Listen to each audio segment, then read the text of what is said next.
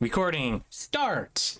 Hello. Welcome to the final day of the... Hold on. Creaking. That's my microphone. Pulled it a little bit closer. Hi. Welcome to the final day of the art workshop. I'm Riv Ryder. Happy to be here. Let's switch over to class mode. Hello. So, couple things. I say couple, it's more like nebulous amount of things that I'm about to say. As it turns out, the art workshop has been, first time chatter, Gotcho. Riv, I'm in the middle of a test, but I'm just passing by to say hi. Gotcho! Stay! We're gonna have a pizza party later! We're gonna have a pizza party at the end! Oh, we have important things to celebrate! Good luck on your test. Quit slacking! It's only a time limit, actually. So anyway, nebulous amount of things to say. First of all, as it turns out, the art workshop has been successful enough. I've managed to rope enough people in to reach a certain average viewership. It wasn't a super high average viewership, but it was enough. Within 30 days, I streamed enough days. I read the requirements for Twitch affiliate to be like, oh, you got to stream on like different days of the week. No. You can just stream for several days on the same recurring day. It's fine. You're about to sweep this thing. Yeah, baby. Knock it out. But yeah. We reached Twitch affiliate. Hooray! So this will all be relevant on future streams. Not this one. This one wasn't really, I didn't want to include Twitch chat a little too much in that. I wanted to be sure this was mostly an informative experience. And I'm glad, the feedback I've received from both my friends and random people that I've encountered, it tends to be pretty positive. So that's pretty nice. So in the coming days, week, I have a lot of work to catch up on. We'll see. I'm gonna spend sprucing this place up. So that's that. What else is there? That was the main thing I wanted to say. I'm pretty happy about that. So thank you again to everyone who participated in the live workshop experience. If you've been watching this on YouTube, you're experiencing it like 3 years later. Said this exact analogy in the last session, the last VOD, last VOD. But either way, thank you for participating. Thank you for, checking around, and doing what you can. IDKY, but the teacher's giving a Bitcoin trading class instead of the test. That's so strange. Well, anyway, let's get into the final part of the workshop. Let's actually start talking about it. So, what we're doing today, we're going to relate gesture drawing, figure drawing to imagination. What does that mean? It means now that you've gained some experience drawing the figure with, motion. This is an animation class? Oh my goodness. What the heck? Right. So anyway, now that you understand figure drawing, now that you have an idea of how to grasp motion and movement in the human body, we're going to discuss how to really bring it out of your brain. So some of you ideally have already been doing this. You've already been seeing the code of how to draw people, and you're like, all right, I need to give my figures a little bit of more of a C curve, a little bit more of a harder straight. Maybe I need to apply in a bit more perspective for my figure drawings. But some people still don't fully grasp exactly how to go about applying references into their work. And maybe to some people it's pretty obvious, to some people it's really not that complex, but the amount of people I've seen, and I'm not calling out anyone in particular, I'm really not. This is a very global experience that I've seen. Some people really don't know how to use mannequins correctly. Some people will spend hours searching for the perfect reference pose. I know I do.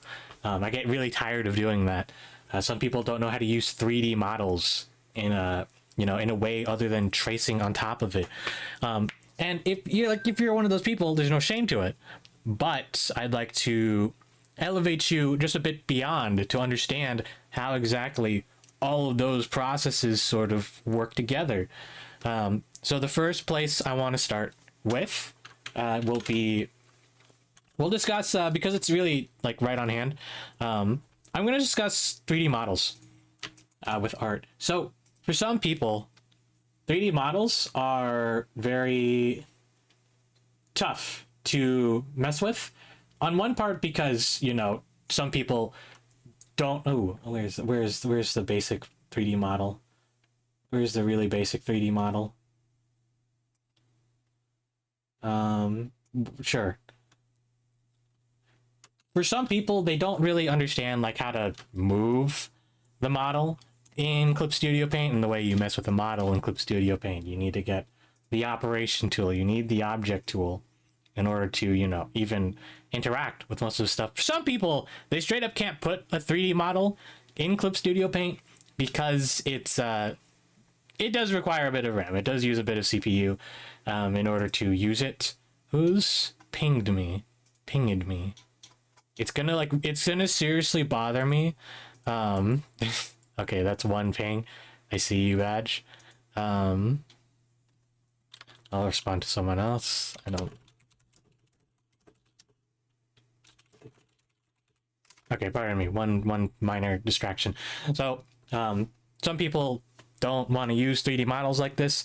It's it's okay, it's fine. But for some people that do, sometimes they will pose up a model in a really unnatural way, and then just use it. Or the model you're using the model for, like, say, perspective, and it doesn't provide a good idea for what that perspective should look like. See, like right here, even if I put on Clip Studio Paint, this is with Clip Studio Paint 3.0. I have Clip Studio Paint 3.0.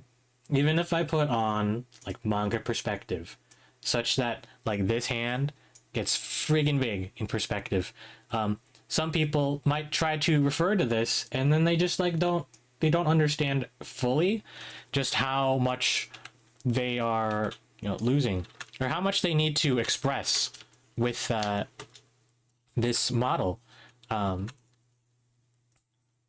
So I've been guilty of this like several times, trying to use a 3D model to understand foreshortening or perspective and all of that. But the problem here is that this isn't like very accurate. This isn't very accurate at all to what you might be trying to do. And this is also just a really flat foreshortening. This is definitely a case where you want to, you know, further mess with the 3D model, but this isn't very helpful, especially not when you draw on top of it. Sorry, I'm gonna move my layers.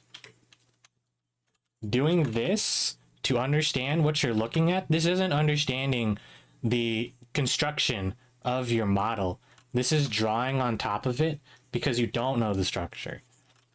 This is not what you should be relying on doing, this is against the core principles of the figure drawing workshop. You should, if you've been following along for these 6 weeks, these 6 weeks, these 12 sessions, these 12 videos, across however long you've been spending time on this, you should know that's not what you do with 3D models. And another thing about 3D models is that a lot of people don't fully change up a model. A model might not be fully in the proportions that you want. Other aspects of this model, like it might not even match the style you want to draw in. So I highly discourage. I'm the kind of person who highly discourages tracing off of models. You have to really understand modeling to, you know, even refer off of a 3D model.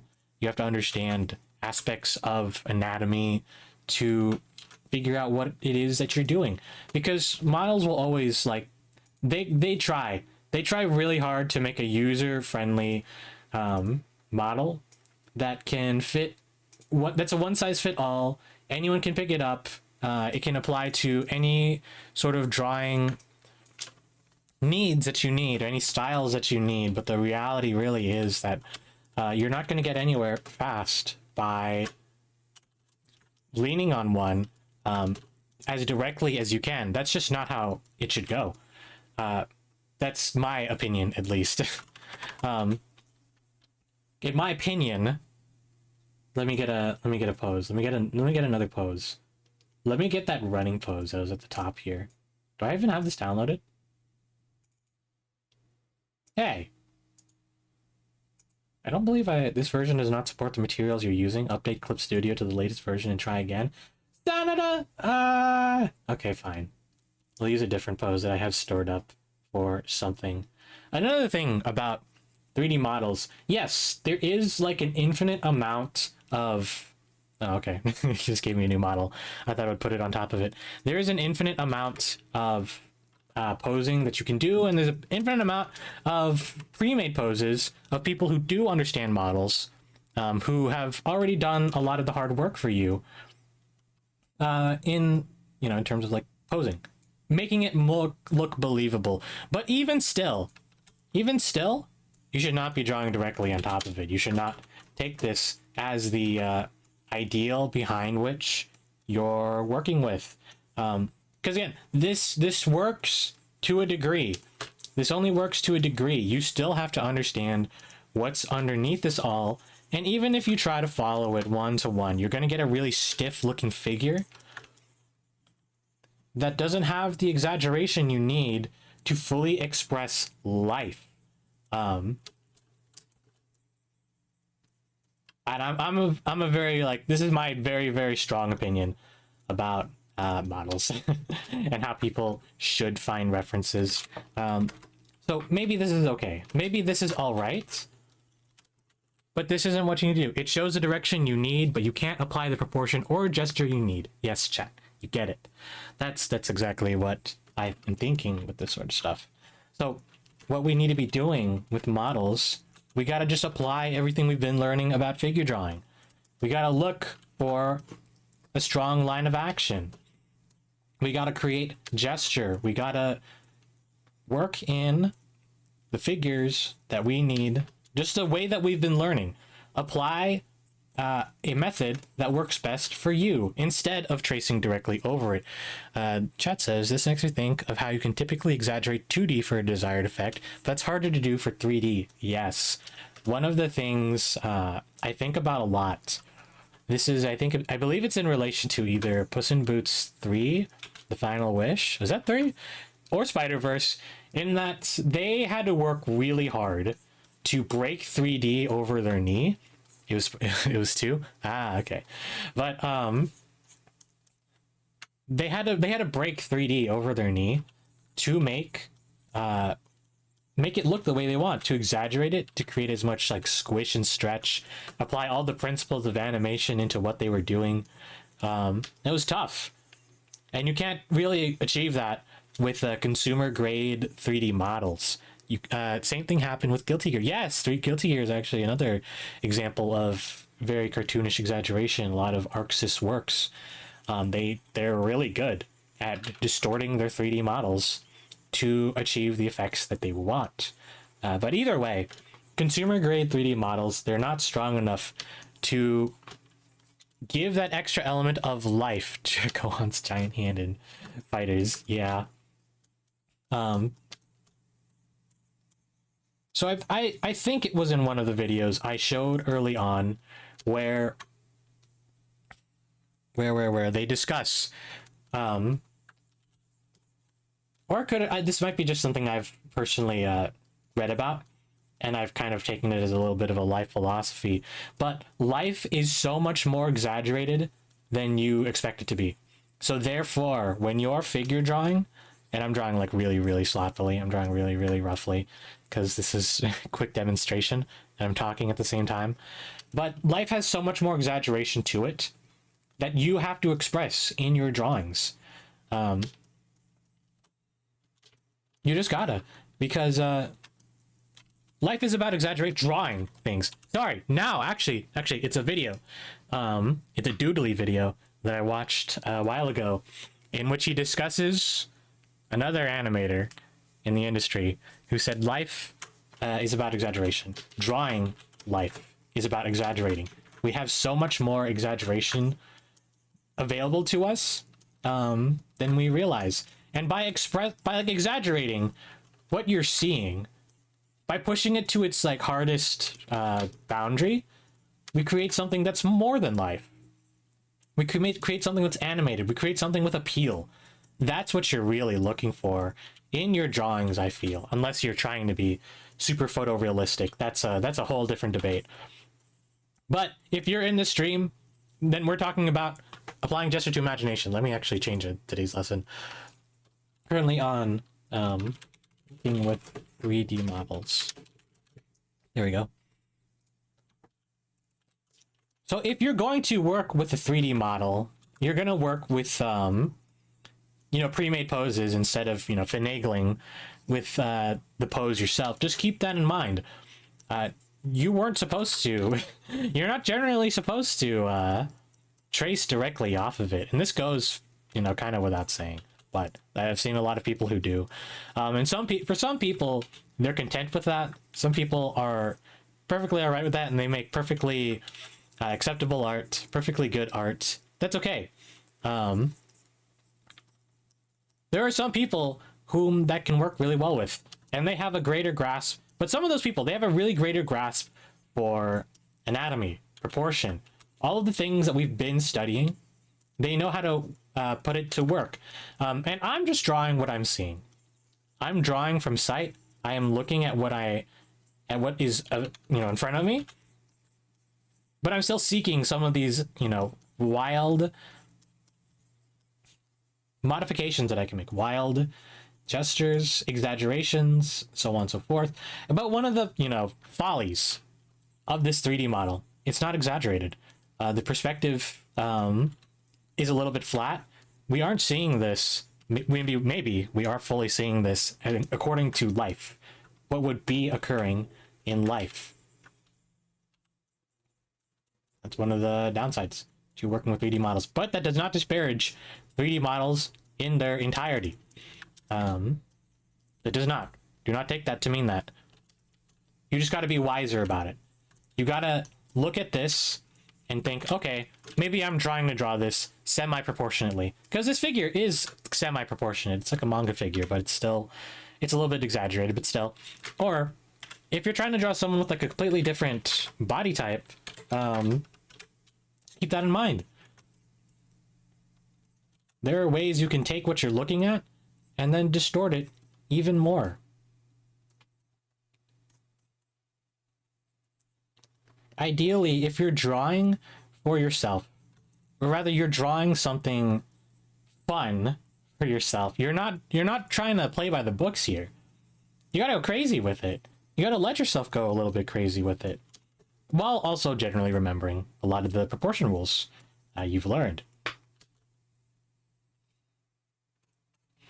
But the main point that I'm trying to express is that if you're going to use 3D models as a reference for your imagination, exaggerate it. Exaggerate it as hard as you can. Do not draw exactly what you're seeing. Don't draw the exact proportions that you are seeing. Of course, mess with it. And for a lot of people, that really goes without saying, but draw from sight. Draw from what you see, not directly on it. But it's an issue that I've seen a lot of people do, and I'm not a big fan of it. Hello, chat. Hello, people speaking in chat. Hi. Talking about 3D models. Just talked at length about not drawing directly on the model you see, not using the direct proportions that you see. You can in more advanced versions, in other versions, in newer versions of Clip Studio Paint, you can mess with the, you know, the proportions of the character if you need that. You know, if you want a general idea of how they should, of how these sort of proportions might look, but you gotta apply a human eye to it. You gotta apply gravity, you gotta apply weight, you gotta apply what they would all generally look like. Hi, Sensei. Hello. Sensei notices you. Was I drawing a female or a male model this entire time? I have no idea. But just keep all of that in mind. We got to exaggerate what we're looking at if we're gonna draw a 3D model. Now, for some of you, like I said, some of you might have already been, applying the foundations of figure drawing to what you've been doing. Like, yeah, I want to draw someone lunging. I'm going to draw a really, really dynamic line of action. I'm going to draw these lines coming out. I'm going to do all of this. Maybe you've already been doing that. But for some of you, maybe you're still having trouble pulling things out from imagination. And that's where the dilemma of looking for a reference pose comes from. And so you go looking. I need a sprint. I need someone who is sprinting. I need a good reference for somebody that is sprinting. Oh, but the reference isn't perfect. It's not exactly what I'm looking for. I wanted to draw someone looking 3/4. I wanted to draw them going into the camera, pushing towards the camera. I wanted to do that. How am I going to refer based off of that? Well, the first answer is you try and refine your searches. So sprinter running towards camera. I'm going to search that on Google and hope I don't get AI flashbang.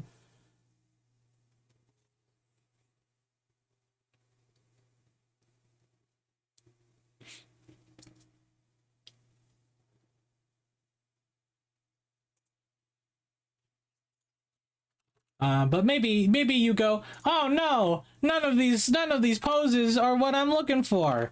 This isn't right. This isn't what I need.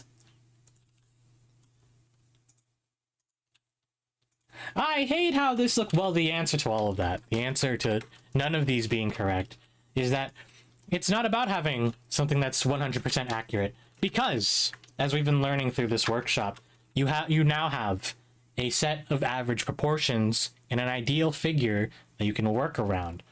You don't need to know exactly how this person is moving. You just need a starting point. All of these are starting points for modifying what you're looking at. So let's revisit the starting thought here. I want to draw someone who's sprinting. I don't want to draw someone sprinting like this, though. I want to draw a composition where someone is running towards the camera. And guess what? You understand how people move. You understand what goes into this action, what goes into this action. You can break it down. It'll take you a little bit more time if you don't fully understand it, if you can't crack the code. But you'll remember.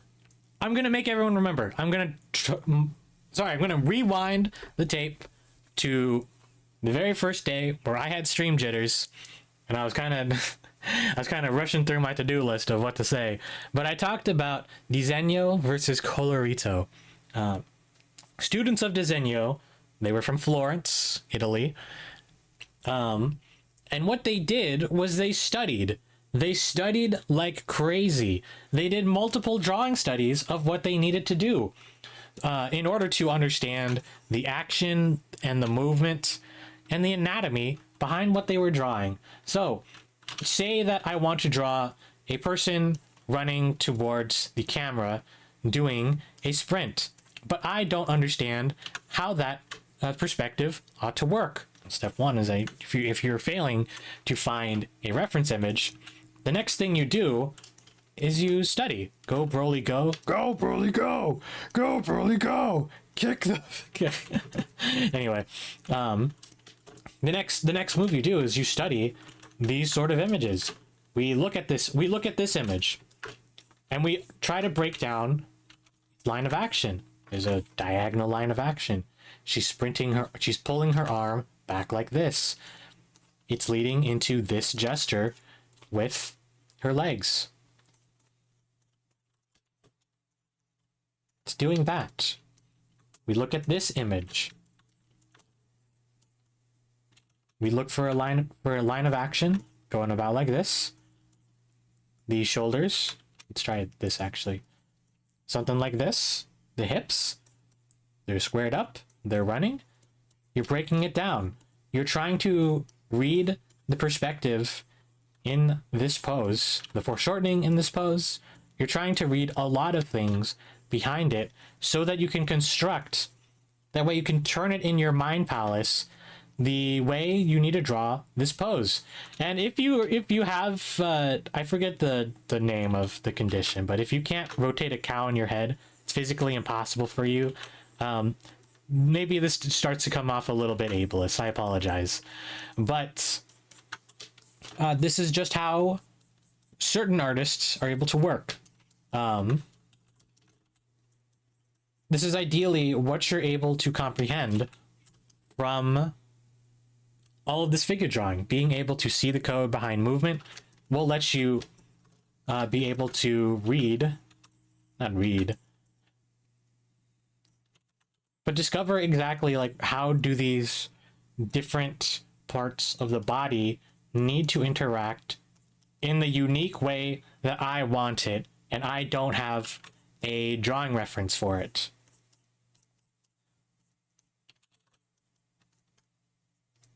And over time, as you get better at drawing, you draw more and more and more, you all develop your own processes. That's a personal style. You figure out what works for you. You figure out how to draw the way you want it to. You figure out how to further exaggerate the things that you want, or how to work in different body types. Or maybe you start with your idealized body type, your idealized figure, and then change it. You change it to someone who is bigger or masculine. You may change it to someone who's more dainty. Maybe you apply more muscle groups because you learn muscle groups, and you want to draw someone ripped and shredded, and like Broly in the GIF, running over to kick Son Goku.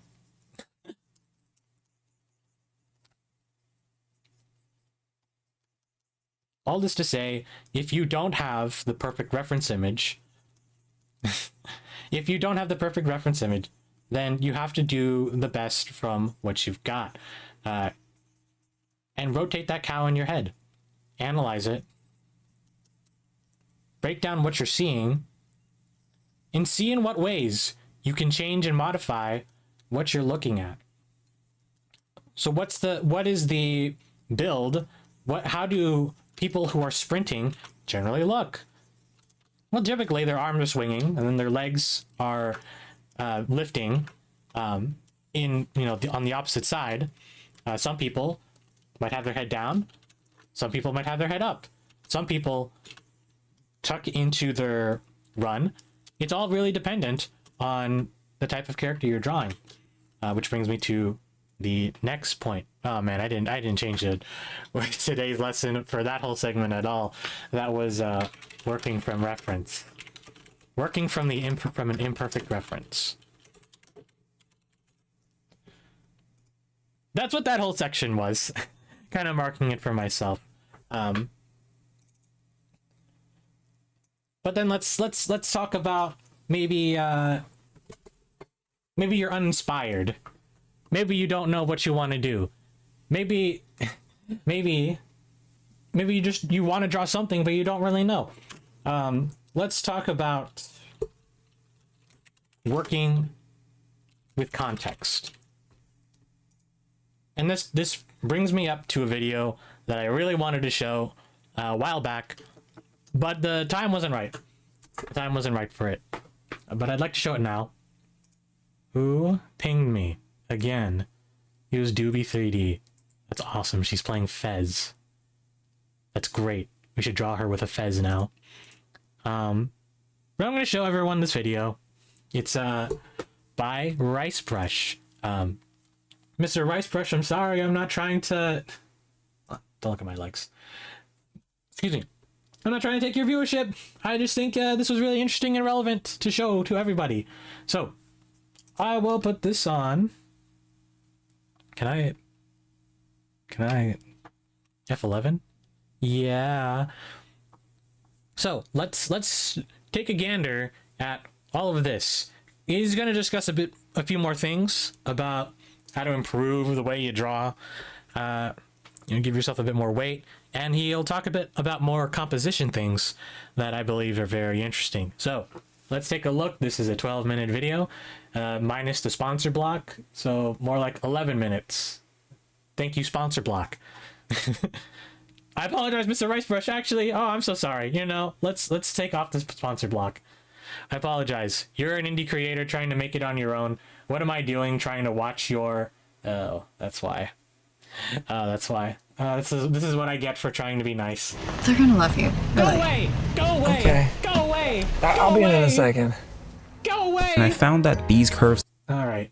Actually, I don't think we're gonna go through the whole thing, but let's go. underneath all the fancy lighting and the painterly art style, something fundamental about Dino's illustrations just catches your attention. How Dino poses characters is a really underrated aspect of his work. In almost every drawing, there's a different pose and a different angle. Even though a lot of these are bust-up portraits, Dino still manages to make every drawing unique. This creative use of angles and the dynamic posing is what I'll be exploring in this video, as well as how Dino uses posing to enrich the story behind all of these drawings. Let's go. One of the reasons Dino is able to come up with so many unique poses is there's a context or story behind each painting.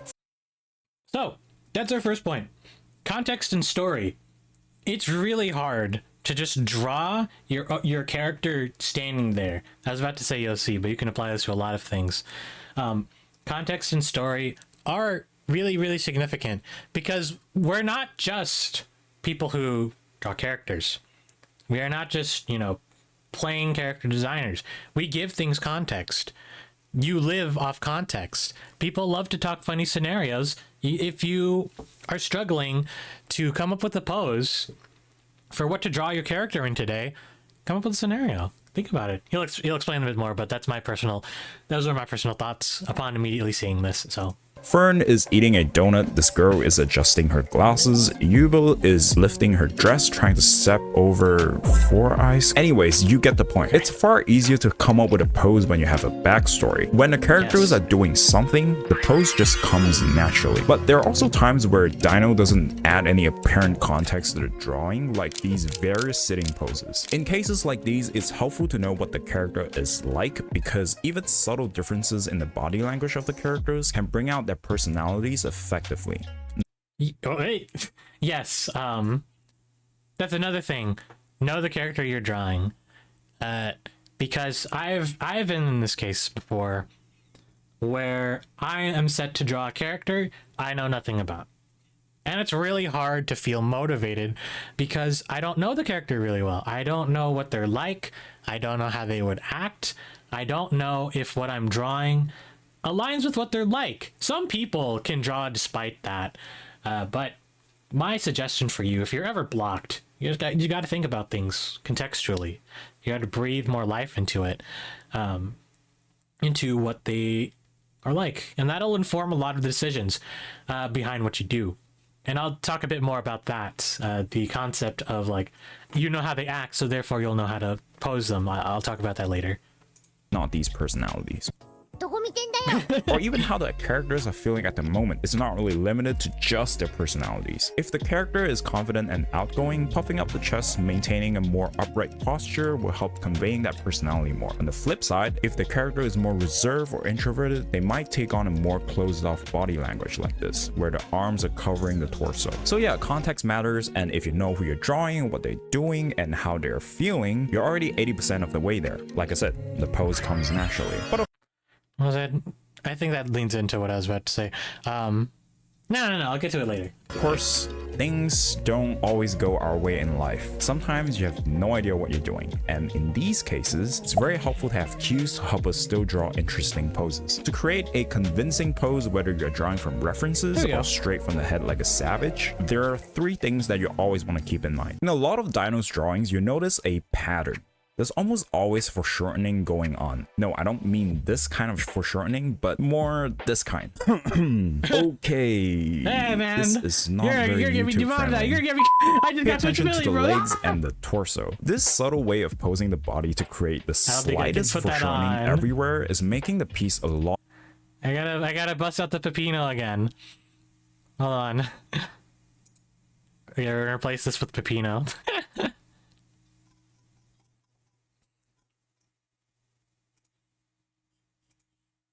Dude, I don't want to lose my Twitch affiliate. I just got here, dude. I hate that there's only so many things I can put on as a result of Twitch. Welcome back, Mr. Bones. Where'd he go? Where is he? What? Where is he? I just changed it out. I just changed the image source. Where is it? What is this?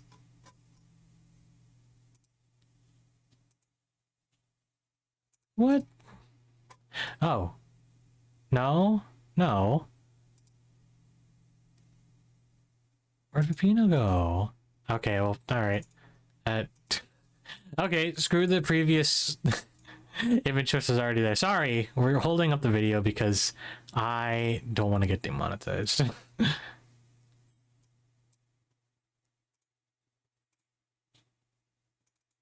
I did know this segment was in the video, and I'm just playing it up a little bit for funnies. But yeah, it's still yeah.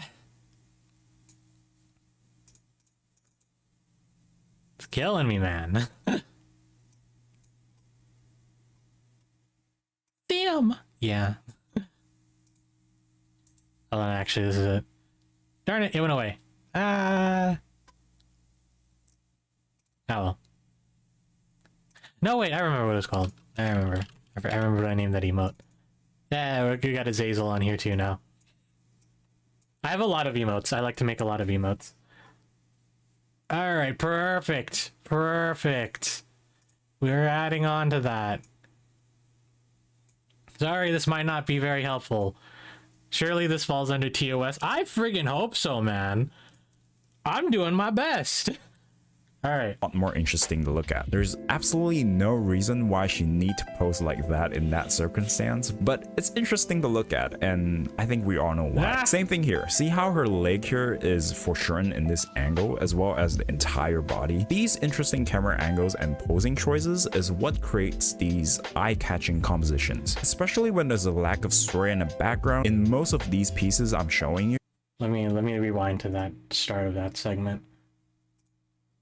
I think we all know why. Same thing here. See how her leg here is foreshortened in this angle, as well as the entire body? These interesting camera angles and posing choices is what creates these eye-catching compositions, especially when there's a lack of story and a background. In most of these pieces I'm showing you, this is crucial to make a drawing more interesting to look at. In contrast, the characters in these pieces are not dynamic at all, intentionally. They're supposed to just sit there. So foreshortening is tough though. The best way for you to start incorporating some foreshortening in your figures is to imagine the body as a transparent object when you draw them. I'm sure you have practiced or at least seen how artists use these blocks to practice their figure drawings. Turns out these are really useful because you can arrange and rotate them around to create some sort of pose without having the pressure to draw the entire human body in one go. In addition to using these blocks, it's also really helpful to make a habit to draw them as a transparent object. Foreshortening is hard because 99% of the time things are blocking each other in these positions. This makes it very difficult to figure out how the body parts are connecting to each other or how the proportions are looking. You can see in this clip as Dino is constructing the figures here, see how these lines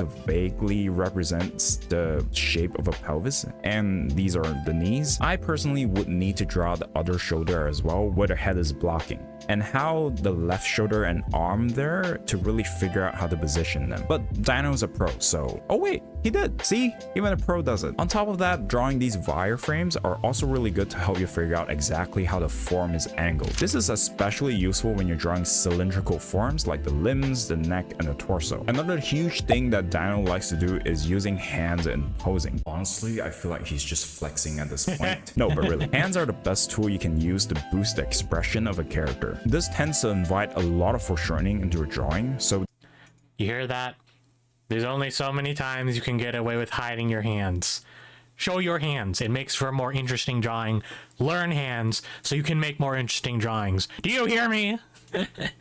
They go hand in hand, no pun intended. This video is all about poses and movement, but a huge part that plays into why Dino's work are always so stunning is the lighting and rendering, which is a whole nother video on its own that I'll be working on next. So if you're interested, subscribe so you don't miss out on part 2 of this series. If you can master this tip alone, I guarantee you'll improve your figures by no time. When we're drawing characters, we often only focus on one frame, one still image.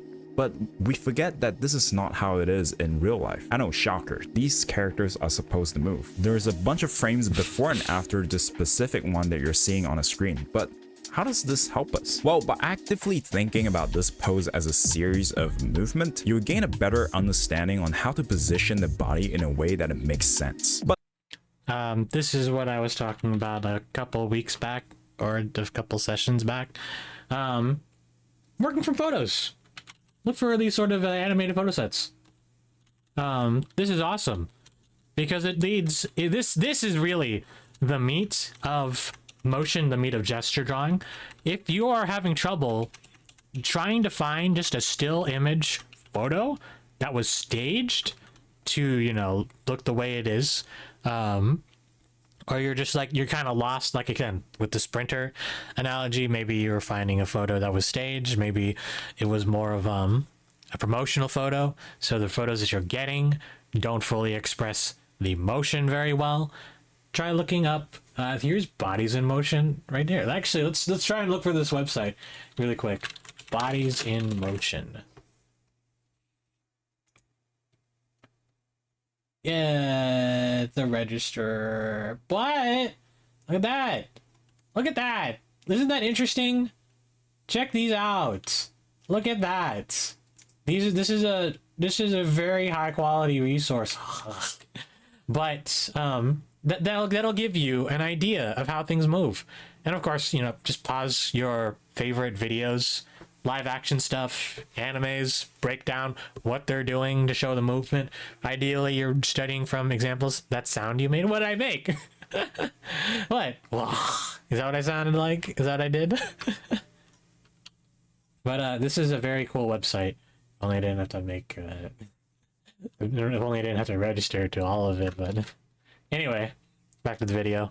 Position the body in a way that it makes sense. But before we dive into that, there are actually two kinds of poses: static poses and dynamic poses. Static poses are often poses where the character is idling, so sitting, standing, lying down, or handstands, while dynamic poses are moving poses, jumping, running, walking, or whatever this person is doing. Anyways, one way to think about continuity is thinking about how the character is interacting with gravity. Even in static poses like this, it's very natural for humans to shift their weight around to one leg. You rarely find people distribute their weight evenly when they're standing. This shift will reflect up the body to all sorts of imbalances like the pelvic and shoulder tilts here. It's like a chain reaction.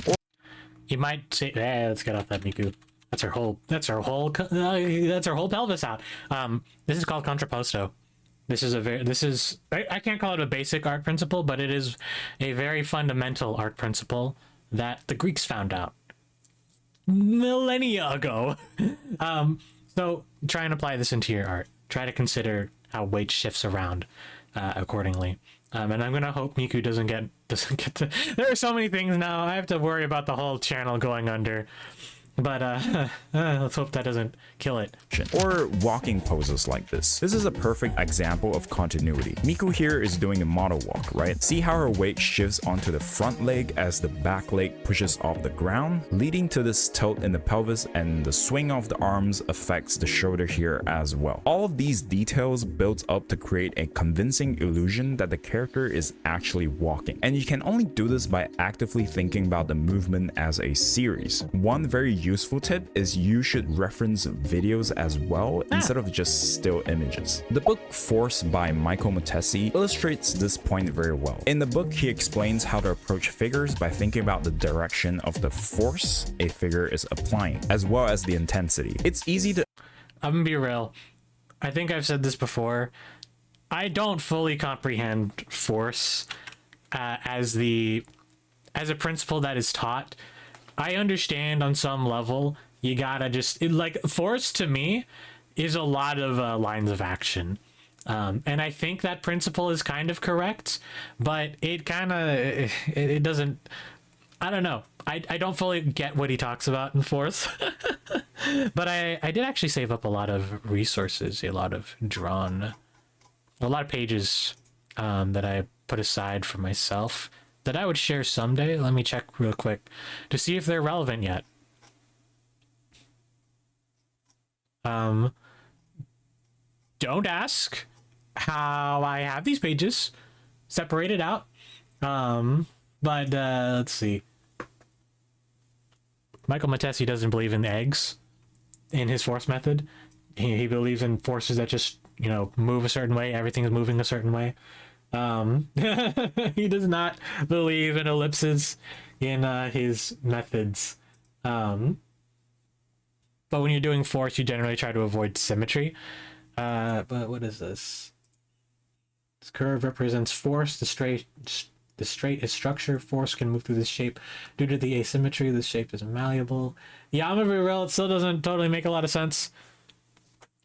But if you get force for yourself, hold on, let's actually look at this really quick. You can see right here, the main guiding principle behind force is you take these stiff-looking figures and you learn to see where the curves are in them. You learn to see how gravity is sort of applied, how a sense of motion is in constant application. It's a sort of cartoony principle, sort of a cartoony, you know, outlook on how you draw things. But I think it can make for interesting and life-filled drawings. But I'll get back to it.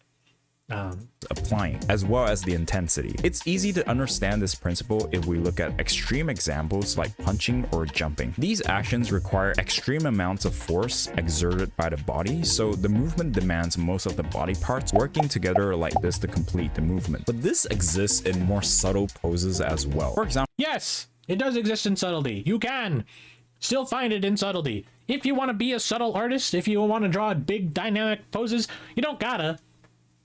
You got to understand these sort of principles when you're applying it into your own work.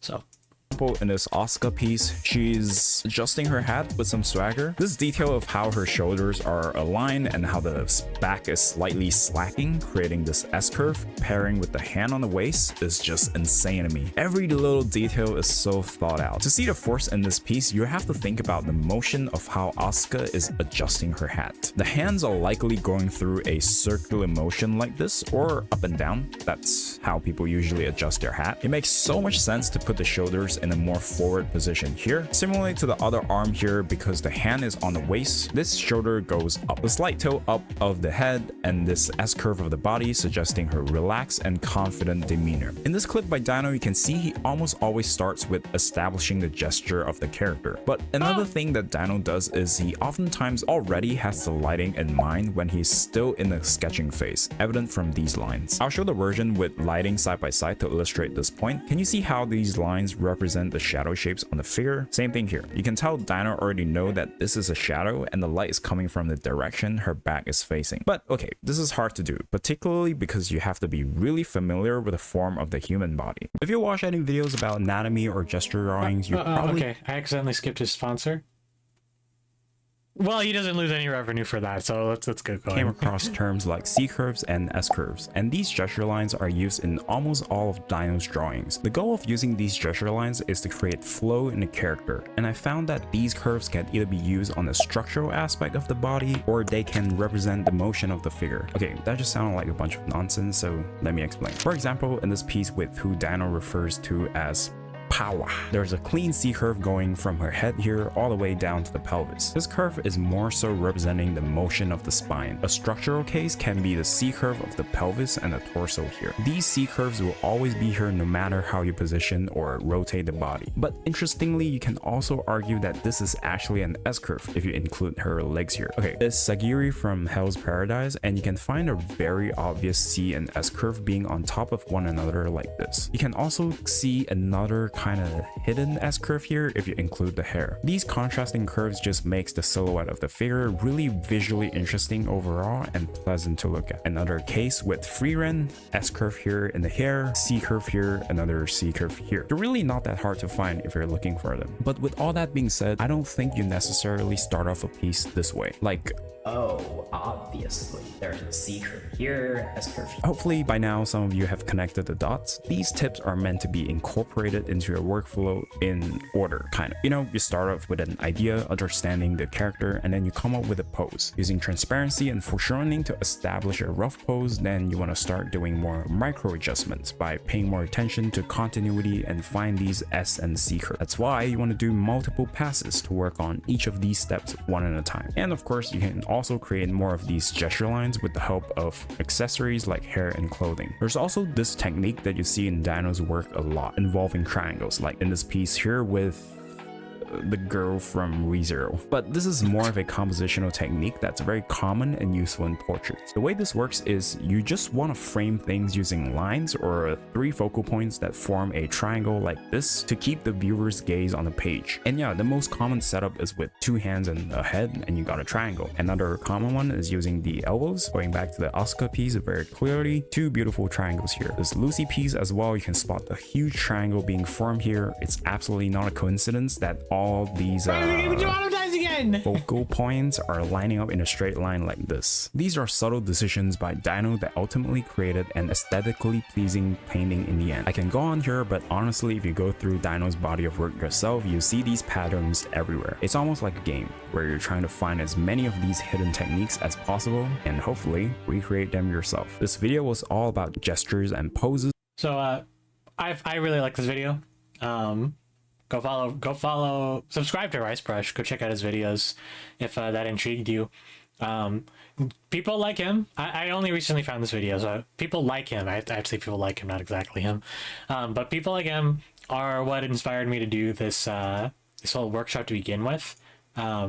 Disseminating knowledge into, you know, this really digestible format. I highly admire it. I just wanted to bring my own spin to it by doing a live workshop where people can respond to, you know, all of this. Gotcha says, I finished the test. The teach made you follow him on Twitch because you're still here. Actually? For reals? The chatter says, it's interesting. Of course, you use the basic foundations to start a drawing, but the ability to see these curves and how you want them to go in the form as you're working on it makes you feel like the Bedman theme song. I don't remember how the song goes, actually. I can't make the joke. But that's that video. It's really intriguing to me. So that old video kind of also leans a bit into composition towards the latter half, but that's the kind of the secret to some drawings. Give it context. Think about context, and then think about dynamics. Think about the composition behind everything. Let me open. Actually, there was this Mint Phantom drawing I was working on last week. I think it came out really well, but you can find in the speed paint of it. Actually, I'll show you really quick, because it's easier while I'm here. I wonder if I'll find it. I'm on my normal YouTube account on this side, so if I search Ghost here, yeah, of course not. All right. I was really hoping I could find it somewhere in there, but here's the. I'm gonna mute that for now. But you can see that in this painting I was doing, I'm very proud of it, by the way. I had context behind what I was doing. The chatter says, Def makes you feel better about having some more creative freedom within reason, of course. Yeah. So let's get this drawing, this whole painting. I was having a lot of fun with it.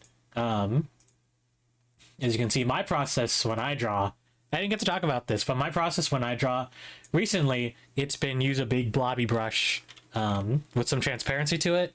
I lay down some you know, not hard, but some gestural lines to lead things around, and I apply some detail. I try to keep it all really loose. I try to keep zoomed out on the process until it's time to zoom in. I wouldn't recommend zooming in too much though, because that's how you get tunnel vision on your drawings. But I was going through the whole process of just, you know, it was going to be a normal line drawing, then I turned into a painting. But in the process of doing this painting, I felt inspired to do it because, one, I had context. She's singing. She was like at a jazz bar. I thought this kind of pose would be really cute to do. And as I worked through it, and I got to this point, I was very purposefully applying that principle of triangle compositions. Triangle compositions, by the way, working with triangles, that is a principle we can track down to the Renaissance. Painters like Da Vinci employed it very often. And, you know, as you can see, what was DINOILLUST? Dino, he does it a lot too. So you can totally apply that, which is, again, a little bit of a composition talk, but I was very purposely applying a triangle through what I was doing. But as I was going in and I was, you know, pushing, this wasn't a bad, I don't think this was a bad take at all, but I wanted to push it further.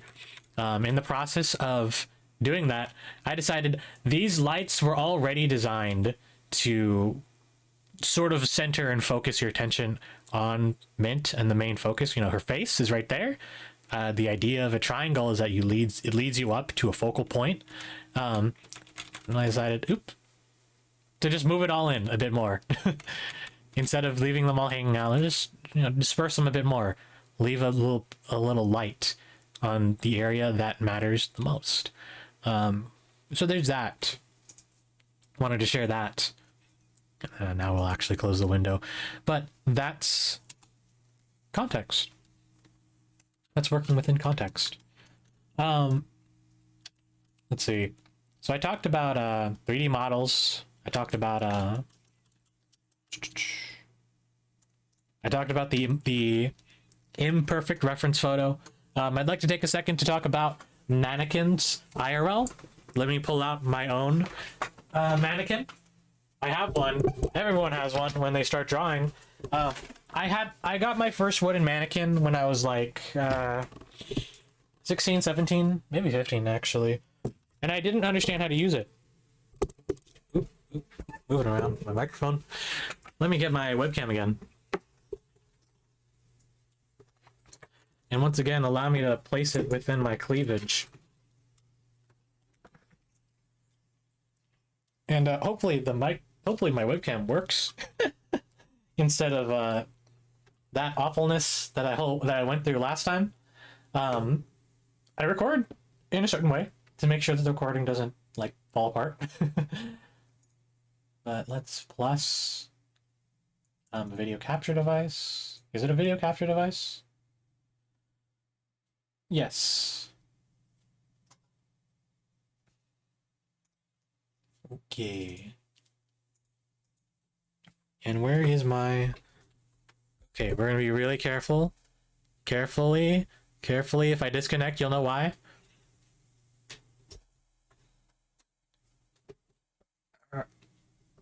Unplug, replug the webcam.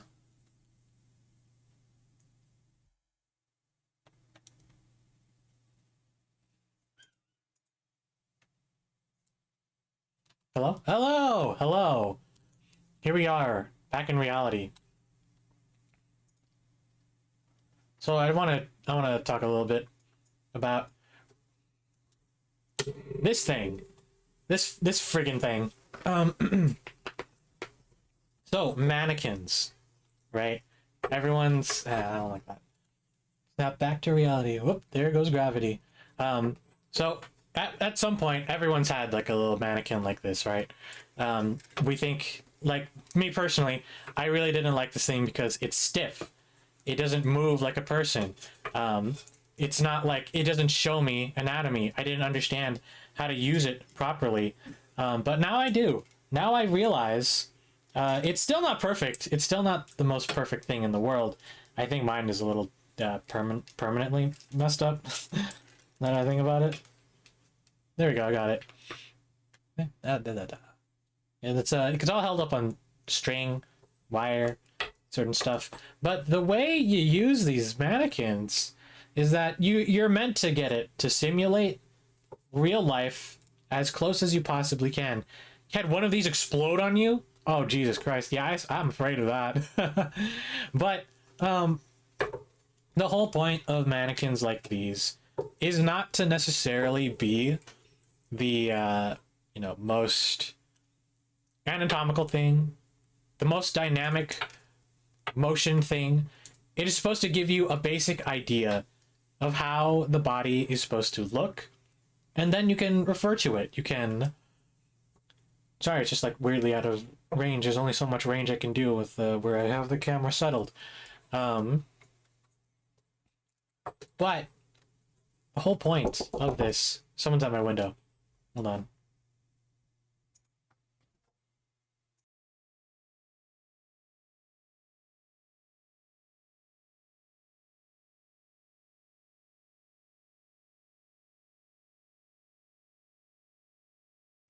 I opened my window, and my brother probably saw my webcam tucked in my shirt, and maybe that weirded him out, but that's whatever. But again, as I was saying, the purpose of these mannequins is not to be, you know, the end all be all. Like, they're not supposed to tell you exactly how to draw something. It's supposed to give you an idea, and you can get a better mannequin. You can get better mannequins in this. I really wish I had a better mannequin, but every mannequin I've found is a real cheap piece of crap. I don't like it. But and here's what. Let's again. I'm going to keep using the runner, the sprinter analogy here. You can use one of these mannequins to give you a basic idea of how go Broly go Broly go Broly go, to give you an idea of how a person should be posed, and from there you exaggerate it. From there you wildly exaggerate it into the shapes and the perspective and the foreshortening that you need, because the whole point of this mannequin, it's shaped simply. It uses simple shapes that that you can easily parse into figure drawing. Look at the hips. Is this shape not familiar? Is this shape for the chest not familiar? Is there not a ball bearing like here that kind of represents a bean? Yes, there is. So that's how you use mannequins in when you're lacking a reference for what you need to draw. And from there, you just take a picture of it. You'll hold it at a certain angle. I'm holding it up towards the webcam, but in reality, you know, it's just kind of ducking. But like I said, drawing is about exaggerating the motion of what you have as hard as you can. And maybe you have like action figures. Maybe you have action figures that you are able to pose. Maybe that's your case. Maybe that's what you've got. Maybe you can do better than a silly wooden mannequin, but this silly wooden mannequin can do a lot. It can do so much more for you. I'm sorry, little guy. It took me 15 years to finally comprehend exactly what you do for me, and I couldn't appreciate you more. Maybe someday I'll let you breathe outside of the closet. But let's just take for example, we have this. Yeah. Sorry, I'm trying to screenshot the please don't mind all of that, by the way. That's change. That's where I store loose change. Those are bottles where I store loose change. As you can see, I'm trying to hit the print screen button. There we go. Got it. Let's turn off the webcam so I can take it out of my boobs. Don't actually have breasts, chat. Don't get super excited.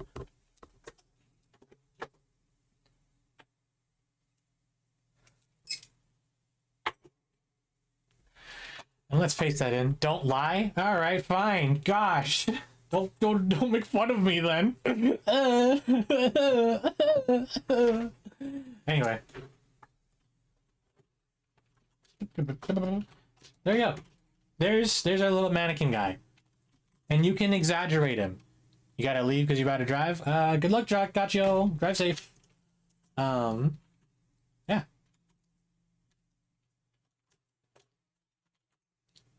You can learn to exaggerate exactly how you want these things. And you can pose a mannequin exactly how you want. You can just look at a mannequin. You don't even need to take a picture. I'm taking a picture because it'll help for right now. But you can see where the gestures that you need in your drawing are. You can start with something a little more true to your reference.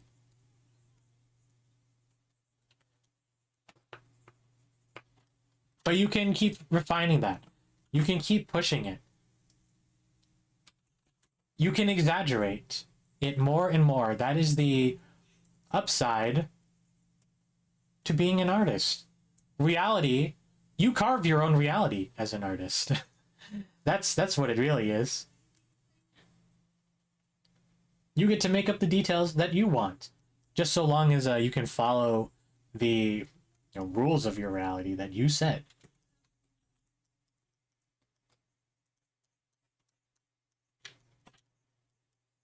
This makes me think of actually, this reminds me of a Sakurai video. I believe he discusses the way the whole team tended to use action figures to pose, to begin the posing, for everyone's movesets in Smash Ultimate. And I believe that might have been a practice they had been doing since, like, Brawl or Melee. I don't totally remember.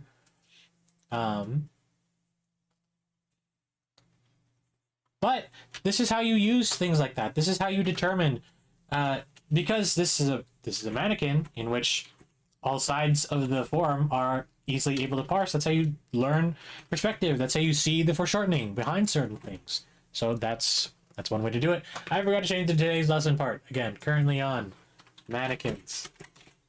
Rather, working with mannequins. Hello, Sep. Welcome to chat. I've been talking a lot about drawing from imagination and the ways in which you can. I believe up to this point I've talked about here's my to-do list. Here's how I remember.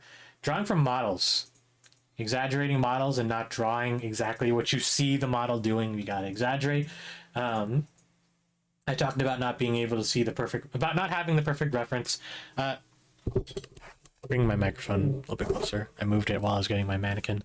If you don't have the perfect reference, one, shop it. Two, analyze what you see, and learn what goes into the pose that you're trying to think of.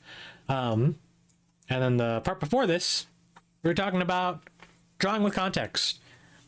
You got to have context when you start a drawing, otherwise you're not drawing anything at all. You got to feel inspired by an idea, of course. I put on a video about that. I really liked it. It's by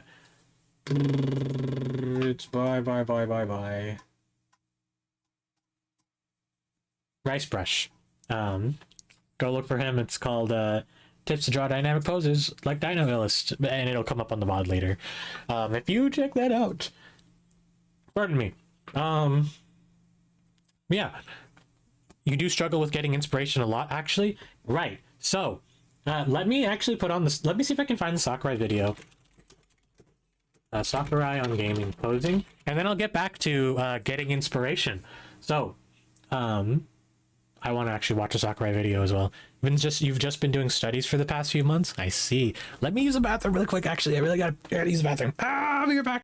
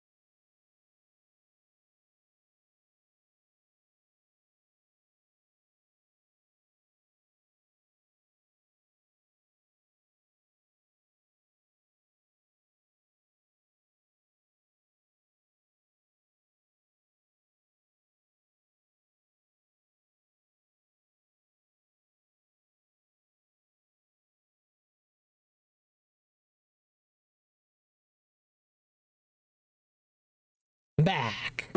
Right.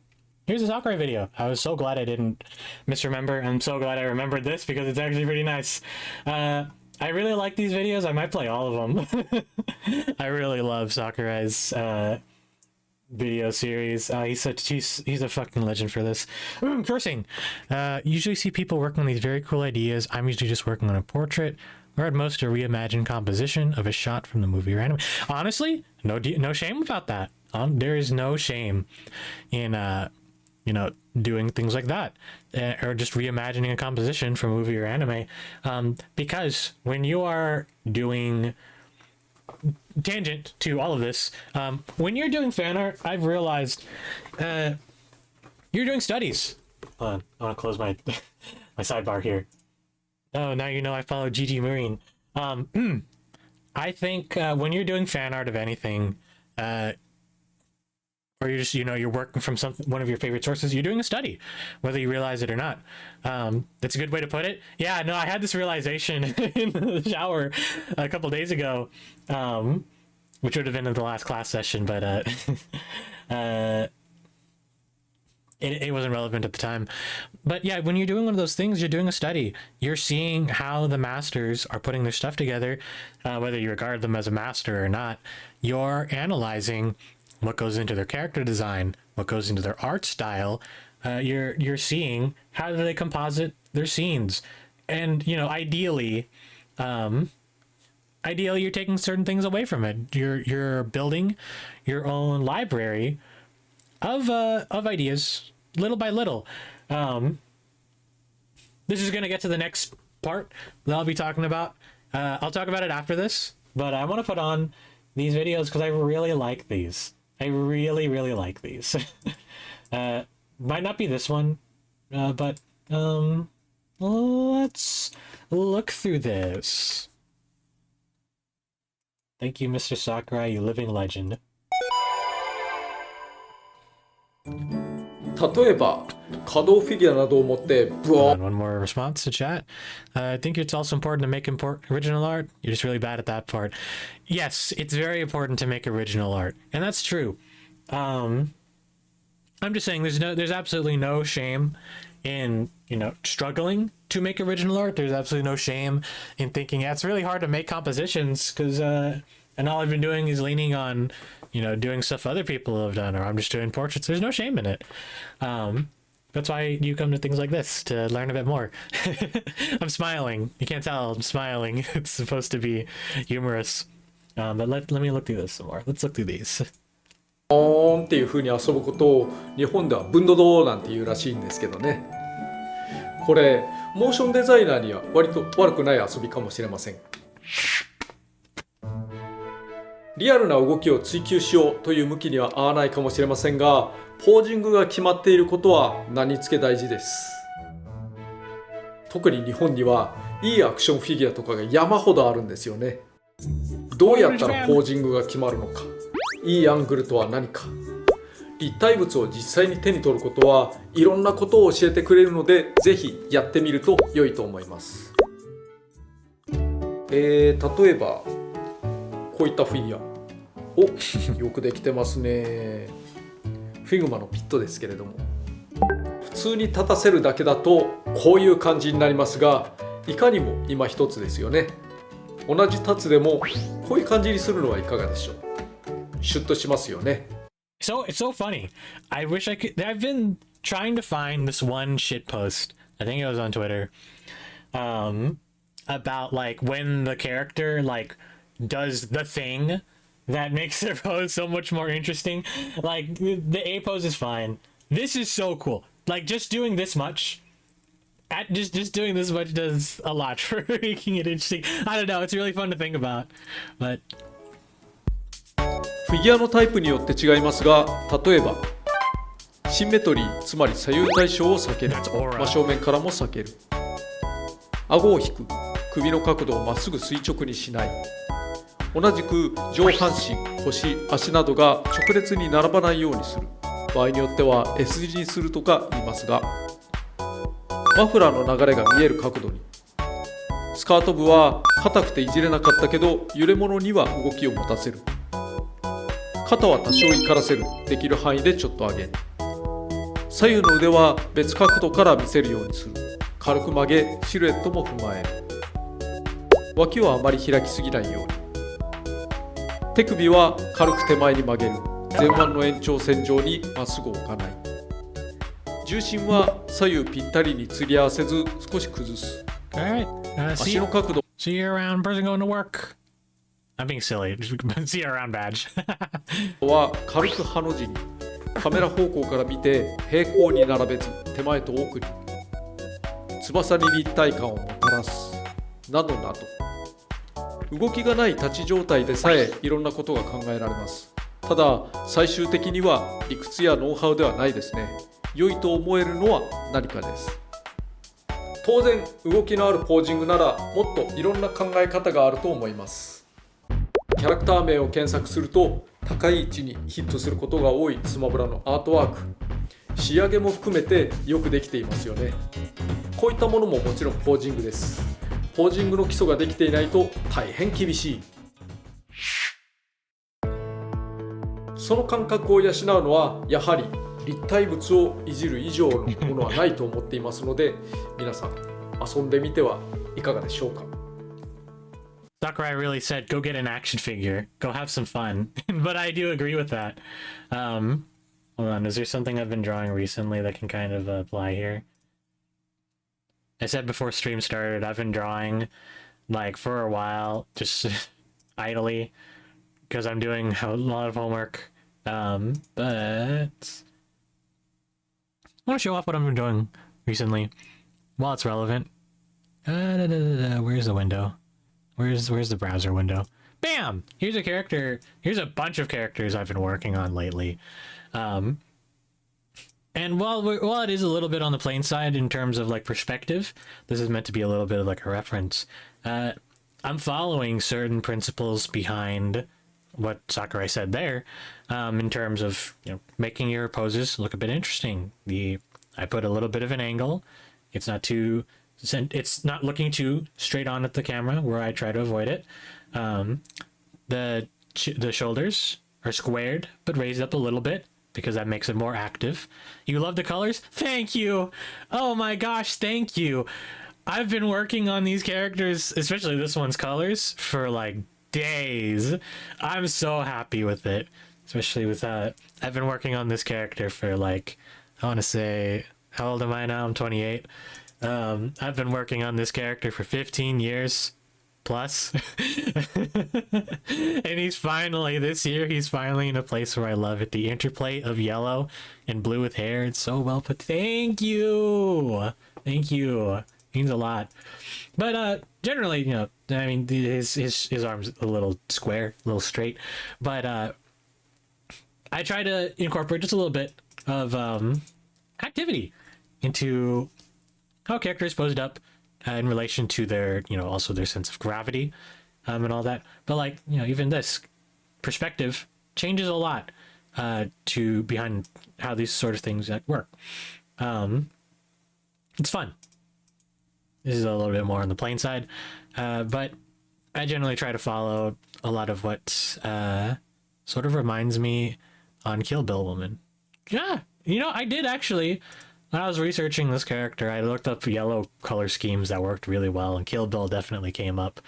I've worked on this character on and off for many years, so yeah, I get where you're going from. But yeah, just some thoughts like that, how they apply into even within your own work. I do it. Yeah, I do it as well. So I just wanted to show that off for a second, because it makes me excited. And Sakurai's work always never fails to. Where was I last? I was still working on this character. Never fails to cheer me up. I love this man. Love what he has to say about this sort of stuff. Let's watch the other two videos. Loud! 攻撃のやり取りがあるゲームの場合、攻撃する動作というのはもちろん重要です。これが気持ち良いのか良くないのかでゲームの手触りもだいぶ違ってきます。各種モーションの中で特にゲームの面白さに影響が出るものですが、攻撃がヒットした瞬間のポーズに絞ったお話をしたいと思います。攻撃がヒットした時はスマブラの場合はヒットストップが入ります。This is a little bit more on ヒ the ットストップする video 時 game の part, ポーズが but 一番頭に残るので、そこが重要なので、フィギュア写真で攻撃動作を指定する時もおおむねその瞬間を形作ります。 I was supposed to watch the other one 動画なん first. てまあ言ってしまえば山ほどあるんですけど、 We're い gonna see the rest of this one now. くつか勘どころをご紹介しますと、全体的に大げさ気味に、 Ah, 遠くから見 yes. てもはっきりする動作にする。正中線をまたぐ攻撃にする。画面奥や手前にそれるとヒットするものもしなくなってしまう。 Sakurai would know, because of Yoshi's infamously super messed up grab animation in Melee, where Yoshi swings his head forward and the tongue can miss because it's not aligned on the correct Z plane. Or is it X plane? I don't know. Still. シンメトリーな、つまり左右対称のポーズにしない。する場合はコミカルなもの、意図したものだけ。胴体を真横にするのはなるべく避ける。少しねじってポーズにメリハリを出す。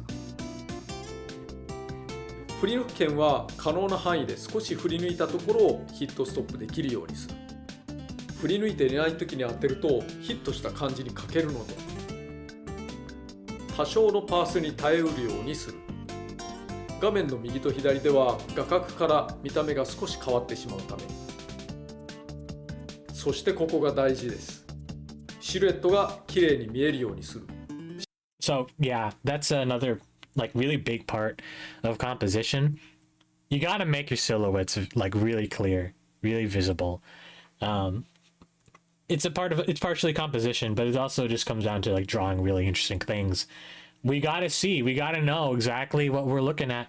Even, the little details are cool. The little details are neat. But as we've been learning through this whole gesture workshop, yeah, you just want to make it more readable. Thank you, chat. 獅子の動きがしっかり見えつつ、それぞれのシルエットが映える見え方を目指す。 This is also just like really strong keyframing. I want to do some animations in the future. And I think a lot about the principle of key animations. I might put on the Doodly video after this just to quickly discuss, that basic idea. But などなど、キリがないしケースバイケースなのでこの辺りにしておきますが、スマブラは横から見たゲームなので、もちろん横から見たシルエットが重要視されます。ここが決まるのがもう絶対。これはホムラの監修内で、出した監修映像です。モーションデザイナーからはこのようなモーションで出されていたのですが、ポーズはこのようなイメージにした方が良いですね。シルエットはちょっとしたことでだいぶ違ってきたりします。I remember when Ultimate came out, Smash Ultimate came out, the previous games, they all tended to have a lot of profile. They tend to work in profile a lot. Ultimate, it might have been 4 or 2 as well. I'm not 4 as well actually. But I remember that they do a lot of cheating of just pushing characters to look a little more towards the camera. That's just one of those things. This is more like a game dev sort of thing, but think about it when you're framing your own character arts.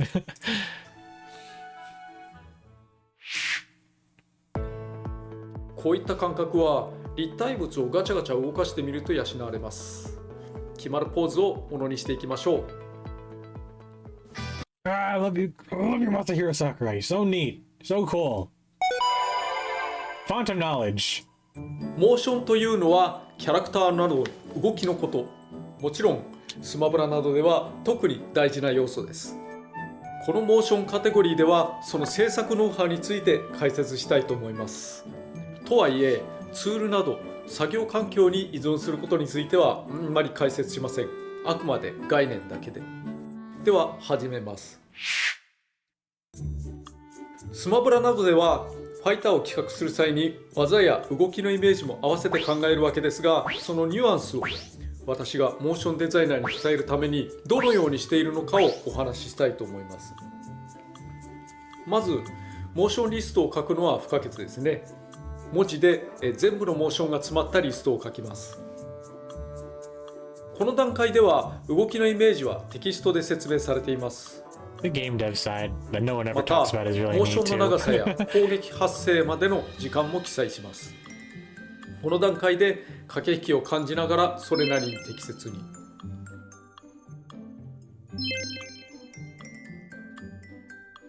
なお、待機や歩行などループで済むような動きはループとか任意と表現します。 How long is this video? 5 minutes, 4.5次 minutes. に待機、移動や攻撃など肝となるポーズをこれフィギュア Hey! による写真で指定し I ま wish す。 I had that. Dude, I've tried looking for this freaking figure so many times. I found really bad knockoff figures. I tried them. I was like, okay, even if it breaks on me, maybe I'll get some mileage out of it. No, the build was just too cheap. I wish I had what Sakurai had. Gosh. フィギュア出す、写真撮る、型を抜く、コントラストを調整する、そして使用書に落とし込むと。こうして出来上がったポーズの使用書をいくつかご紹介します。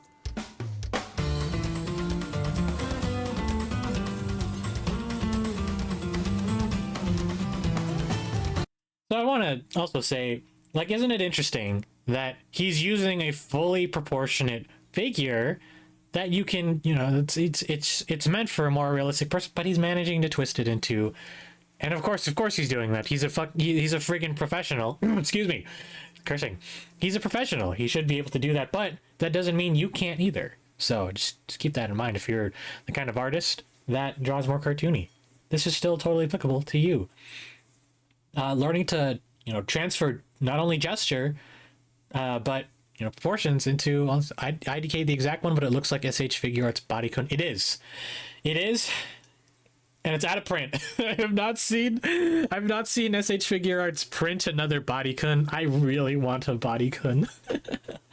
But yeah, hopefully through the process of this workshop, you've learned how to be able to see gesture and tune it down to the proportions that you need, or you're in the process of learning that. And you can teach yourself that, and, you know, just keep practicing it. Practice, practice, practice.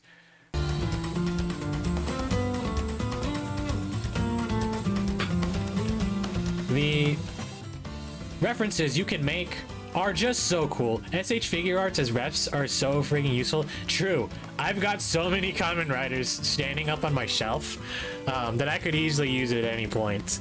Pyro, I have a Ryuki. I've shown you my Ryuki and my Raya, right? They're so cool. But really, like, if you could just, like, find, you don't necessarily need a body kun. Like, as long as you have a really good, you got your Survive Ryuki too. God, I love Buff Shake. I wish I had a Survive Ryuki, man. But, what was I trying to say? You don't technically need a body kun. That's something you really want. I just want one because it's really nice. It looks really neutral to use. He's even using it for, you know, the female characters. It's funny. かなり技のイメージがはっきりするんじゃないでしょうか。だいたい1ファイターあたり70枚から、80枚前後を用意することが多いでしょうか。原作で参考にすべき動きや技があったなら原作のショットなどで指定することもあります。また人型からものすごく離れているものは省略してテキストのみでイメージしてもらうこともあります。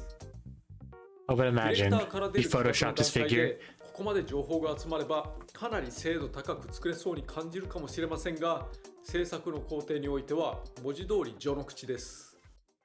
良いモーションにするためにはいろんな部分を好きなく作ってもらう必要があるため Yeah. Amazing Yamaguchi also has very dynamic figures, but they're so hard to pose. Ooh. Okay, hold on. I'll look up Amazing Yamaguchi later. After this. 何より人形は人形です。可動範囲などもゲームのモデルとは段違いですから実際にはモーションデザイナーには頑張ってもらわなければなりません。何度も監修しそれでもうまくいかないこともあります。そういった場合は諦めることもありますがゲームがより良い体験になるようにキャラクターが立つように気を配って制作されています。なお、モーションの私からの指示はモーションデザイナー全員で聞いてもらっています。制作ノウハウや注意点を聞くことで鉄を踏まないようにし、経験を高めるようにするためですね。Art truly is a culmination of everyone's experiences, not just your own. So yeah, that's cool. What is this? Ooh, oh, it's a brand. I see. Oh, I see. I've not heard much about them. I have an action figure friend, a big figure nerd. I don't really hear and talk about them at all. But I see. That's neat. Oh, they have a Mazinger? That just took a second to process. Oh man, no, I see. Oh crap. The fact that you can get the friggin' hunch, dude? We can simulate the hunch, but dang, that's interesting. But yeah, figures, they're really neat. They have weird joints. Oh, I see.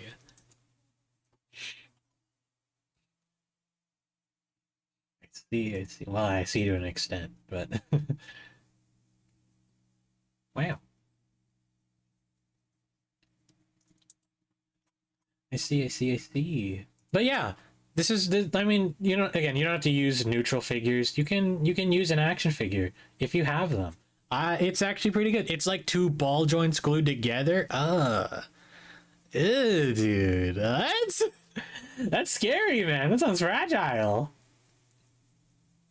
These do look pretty neat, though. I know you did say it's like, not actually, but I don't know. They're cool. And there's a lot of ways you can find references. You got to play around with the ways that you have, and you got to, mess around with what works best for you. So really quick, I want to see if I can find that Doodly video. Back at keyframes, Doodly animation. I've known Doodly. Here's the secret fact that he was to talk about, probably for a really good reason. I've known Doodly since he was on the MS Paint Adventures forum. That's the Homestuck days. He had a forum adventure. It was really funny. Just just seeing him like as in the process of making his forum adventure, he was slowly getting less into Homestuck. But it's just really fun. I've known of this guy for years. And I've tried my best to keep up with him through Twitter's awful algorithms, but it's so neat to see that he's grown into just a really awesome big artist, creator. Love it. So this is not related to working with real mannequins. I don't really know how to categorize that, but I think it's this. I like this video a lot. And I wanted to share it while I can. So if you've already seen it, you'll know why it's good. Have you ever wondered why choppy animation sometimes feels better? Some of you out there are going to immediately disagree, but think of it this way. Animation is not as simple as the frame rate of a video game. Your average video game is usually between 24 frames a second and 60 frames a second, but games will usually try to keep it consistent. If the game is optimized, it's always going to try and be 24 FPS, 30 FPS, 60 FPS, whatever. It stays a consistent, solid number of frames per second. But animation changes frame rate all the time without you noticing. On average, animation tends to be at a maximum of 24 frames a second, but it's rare for animation to even be at 24 frames a second the whole time. Usually it'll be half of that at 12 frames a second. This is why you hate 60 frames per second AI upscale crap? Yes, dude! Oh, keep saying it louder for the rest of us, man. I've seen 60 FPS interpolated anime clips, and I'm like, this sucks. Why did you do that? It's an art form that it looks the way it does. I hate you. But anyway, every time you read the comments, you're like, no, they don't get it! They just don't get it. I'm that gif of the guy going, you wouldn't get it. You just wouldn't get it. Oh my gosh. I'm taking a sculpting class actually this semester. And in the process of taking sculpting, I've learned so much about I've gained a new perspective on sculptures. The process that goes into it. What must have been a lot of blood, sweat, and tears. Emphasis blood sometimes. But people... they just don't get it. People gotta learn to respect art. frick's sake. Let's go on forward. And even drop down to 8 FPS or even 6 FPS. This is referred to as animating on 1s, 2s, 3s, and 4s, which is referring to how many frames the drawing is held for. Take a look at this scene from Cowboy Bebop. Whoa, Nobody blood. would call it. I gotta tell you, I took a 3D design class last semester. I bled for my art in that class. I had a chisel, some wax. The wax was so much harder than it seemed that I've cut myself, like, I want to say at least 4 times on there. Out there bleeding like the guy from Whiplash, yeah, pretty much. I showed up a little late to my 3D design class. I got hit by a car on the way over, and I just insisted we go through the critique instead of going to a hospital. Fight like this choppy, but while most of the fight is on 2s or 12 frames a second, there are moments where the animation is at a mere 8 frames a second or on 3s. Here's 2 frames from that fight. Look at how huge the jump is between them. These 2 drawings are held on 3s at 8 frames a second. You can see it in the background, which is still moving at 24 frames a second. Holding these drawings for just a frame longer on 3s makes them more impactful and more readable compared to the rest of the shot, which is animated on 2s. The huge jump between these 2 frames wasn't an accident, and neither is the fact that they're held on for just a frame longer than every other frame. It's to make sure you feel those frames in the moment and feel what happens between those 2 frames. When it comes to animation, it's often more important what happens between frames more so than what's happening in a single frame. Because all that matters is how the animation feels as a whole, not what it looks like frame by frame. And sometimes what makes the animation feel better is holding on certain frames. Think about it this way. Imagine an arrow hitting a bullseye. How many frames do you think that takes? 3 frames? 2? What about 0? Nothing's there, and then it suddenly appears. I think about this a lot. I really don't know why. I just don't know why. I really like just the way he puts it. And I like this upcoming principle. Again, once again, not necessarily related to the figure drawing workshop. I just wanted to talk about it. I just really wanted to talk about it while I could. With the tail vibrating into place. To me, this feels far more impactful than animating the frames in between. Because at the end of the day, animation itself is an illusion. Nothing is actually moving, it's your brain inserting the movement between those 2 frames. So the lack of anything between those 2 frames results in a far greater impact, with your brain filling in all emotion. Now, this isn't some hard and fast rule. American animation tends to animate fast movements on 1s, using smears and multiples for cartoony effect, while Japanese animation will focus more on the after effects of the action, putting emphasis on what's not there in a single frame, or what comes after. Both styles can be executed well, but what you prefer is ultimately up to you. Personally, I find the quote-unquote choppy animation far more satisfying, and I think when it's done well, people prefer it that way. I know I literally just said that what you prefer is up to you, but hear me out for a second. Before the 2000s, animation made for TV limited the amount of frames drawn as an economical decision. Studios only have so much time, labor, and materials for hundreds of hours of animation, so every frame mattered, and they emphasized the impact of an action over the action itself. That's why you get these flashes of white in Dragon Ball Z. Having them there for just a frame makes the impact feel way tougher. But over time, those economical decisions shifted as new technology made animation more convenient. After the 2000s, TV animation slowly began to focus on 2D puppet animation, or what a lot of people would know as flash animation, where all those in-between frames ended up being filled in by interpolation, and animation was often at a full 24 frames a second. But 2D puppet animation can be executed just as well as the more limited, choppier animation of the 90s. And using interpolation to your advantage and having every frame animated can be just as strong as a stylistic choice as hand animating on 2s and 3s. Obviously, I'm a fan of the style, hence why Doodly is animated this way. But what fascinates me is the recent trend we've been seeing that mixes the two together. Digital animation that can interpolate, but animators choose to limit the animation to 2s and 3s for that impact we were talking about earlier. And I think this style is fantastic. In my opinion, if you were wondering why the frame rate drops in Puss in Boots 2 look so good, this is why. And it works so unbelievably well that I think this is just where digital animation in general is going, and I kinda love it. When I said earlier that people prefer it this way, it's that I think people want to see an artist's decisions like this. It was such a nostalgia trip. I absolutely adored all these shows as a kid. Yeah, it's fun to look at, stuff that's older, and you just look at it through like a steady lens every now and then. What are they doing? How can you appreciate it more? I don't. I think it's kind of why I like this video. It's examining a lot of stuff that I've watched as a kid. Probably maybe you've watched as a kid, and other people have watched as a kid, and bringing it down to why some of these techniques work the way they do and how they apply in current day. It's just neat. When an animator is holding on a frame like this, they want you to feel it. You don't get that from fully interpolated digital animation. And that decision making, deliberately choosing what frames to hold on and for how long, is exactly the kind of reasons why people love classic 2D animation. It gives animation a soul.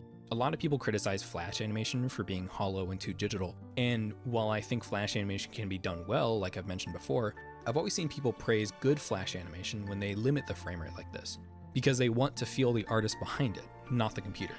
AI art. Oh gosh, I have so many opinions about this. No, it's anyway. And the thing is, doing it this way is actually harder than fully interpolated 24 frames a second animation, especially in 3D. In an article for Polygon, the director of The Bad Guys has actually described it as fighting the computer, which is a pretty good way to describe it. Animators and artists are literally fighting against what the computer gives them to add their own touch to it. Nobody's cutting corners or doing it this way because it's cheaper. It requires far more artistic input and decision making. Most of all, it requires confidence, and I think that should be celebrated. It's risky and difficult and experimental, yet confident that it works anyways. Maybe it doesn't work for you, and that's okay, that's what an experiment is for. But 3D animation is still a fairly young medium that really only started 25 years ago, so we're still figuring it out. I've gone most of this video without mentioning Spider-Verse, and you've probably been vibrating in your seat waiting for it to get mentioned. But yeah, it really can't be understated how revolutionary Spider-Verse was for 3D animation. I know it can feel like studios are doing what Spider-Verse did because it's trendy, but I don't think that's the case. I think what Spider-Verse did instead was unlock something nobody realized they wanted in digital animation: to fight the computer. After 20 years of movies and TV that leaned into what the computer can do, we're finally leaning back into what the artist can do. And I think that's awesome. At the end of the day, I'm personally a huge fan of animating on 3s, 4s, and beyond, and I love seeing it in animation. Aside from the economical reasons that make it ideal for animating by yourself, because you have to draw far less frames, you can get some excellent fluid animation in just a handful of drawings when you know exactly what drawings to emphasize and how long to hold on to them for. You don't need to draw every single frame to get an idea across, just the most important ones, and then use classical techniques like overshoot and smears to really emphasize the motion. But that's for another video.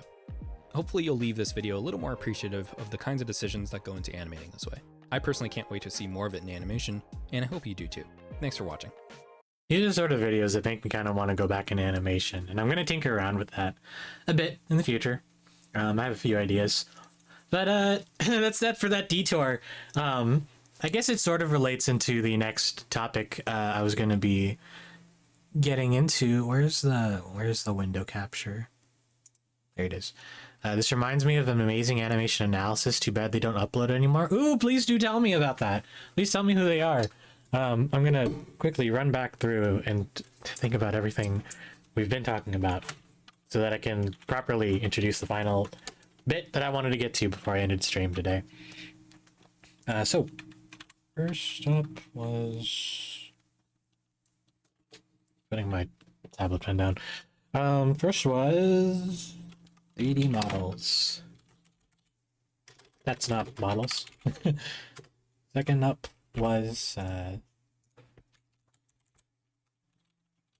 imperfect photo. And the third was, it wasn't mannequins. I watched a video. Right. Context. Composition. So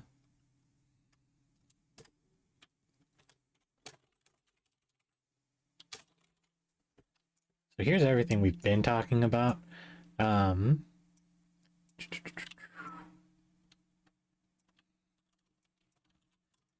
let's link these to what they relate to. And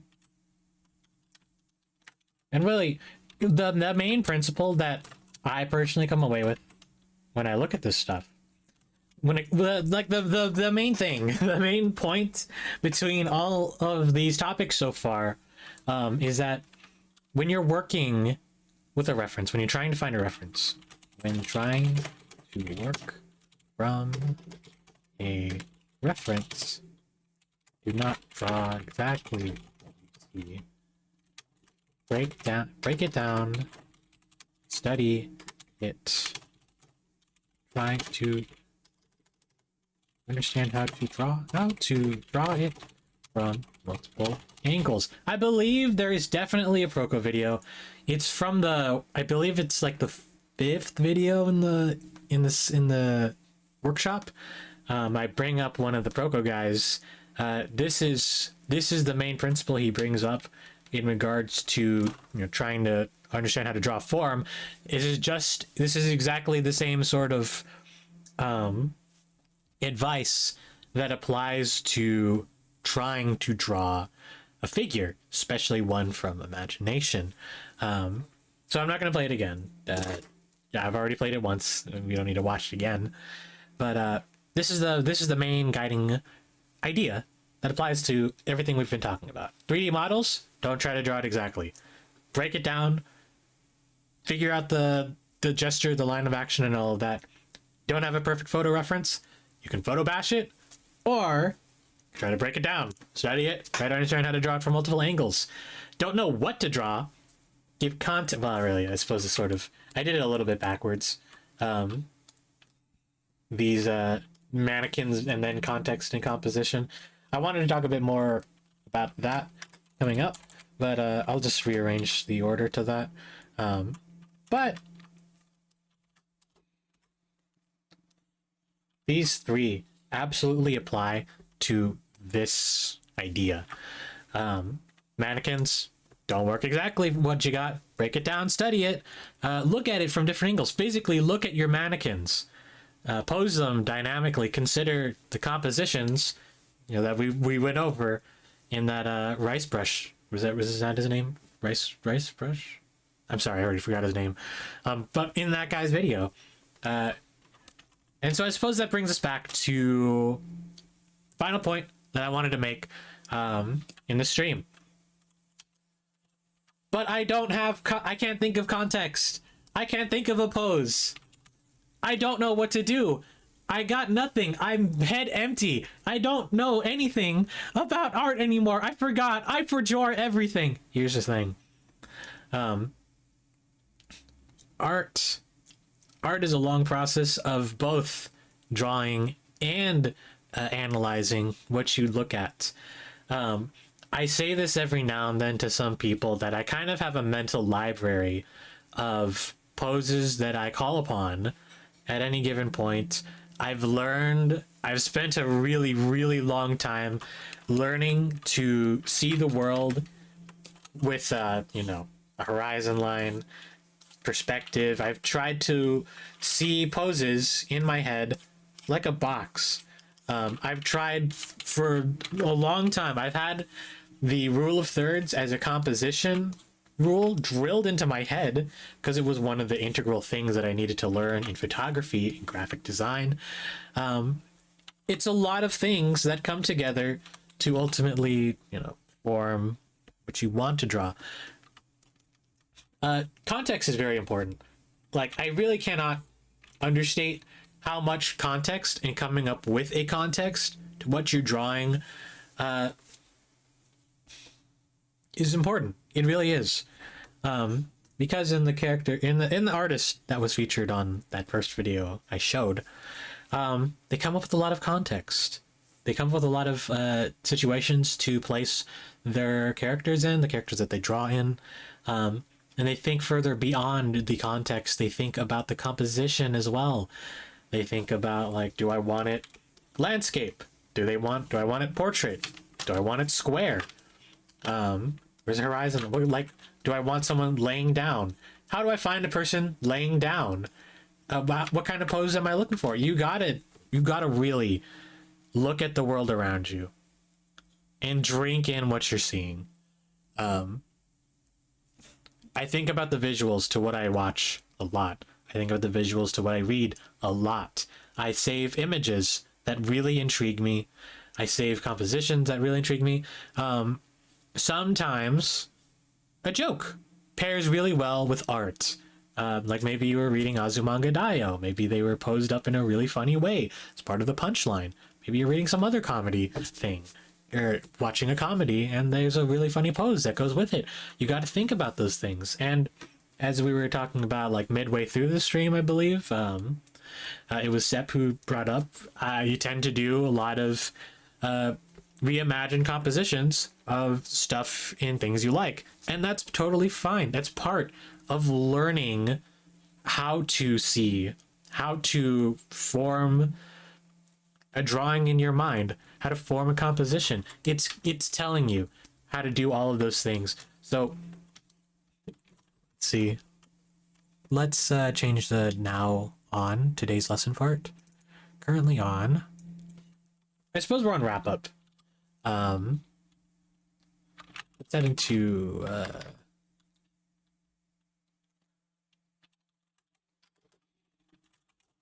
but how do I get better at it?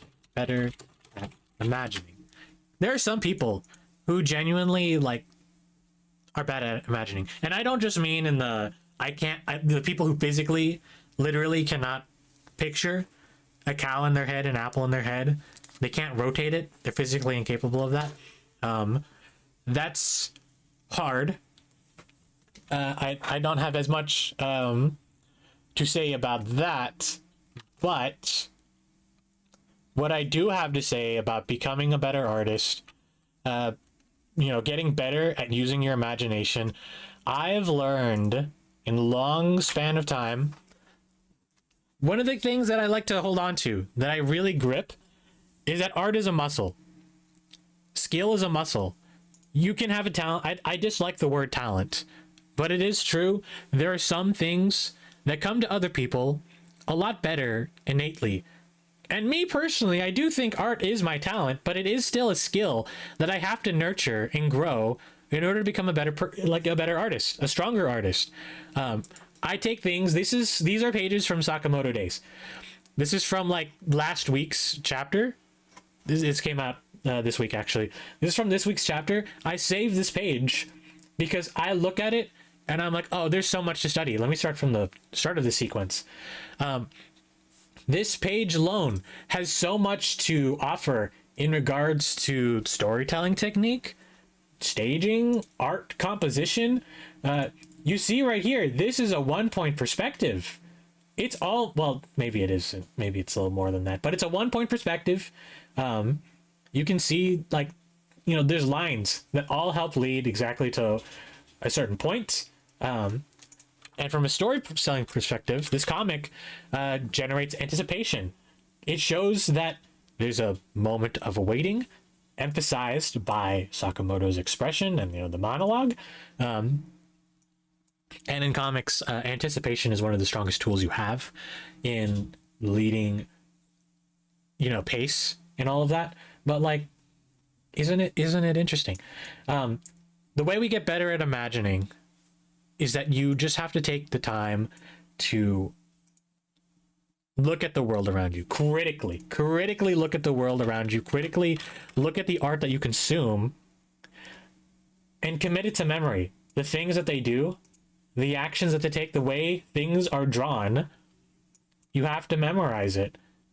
It's a form of studying, but can you really call it, the boring kind of studying?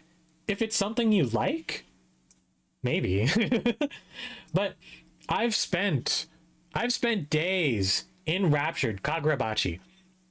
I've spent days enraptured by things that I like to read. I like to read comics. I don't really like to read Cape comics. Like Kim Jong-gi said, building a huge visual library. Yes. You have to build, this is A Tale in Scarlet and Blue. I wish I could remember, but this is a Spider-Man fan comic. Study in Scarlet Blue by Meg Siverud. Very, very intriguing. And you can tell I think she has on her Tumblr several examples of having drawn Spider-Man all her life, and that's how she built her visual library for how to draw Spider-Man. Scrolling up my inspiration channel. I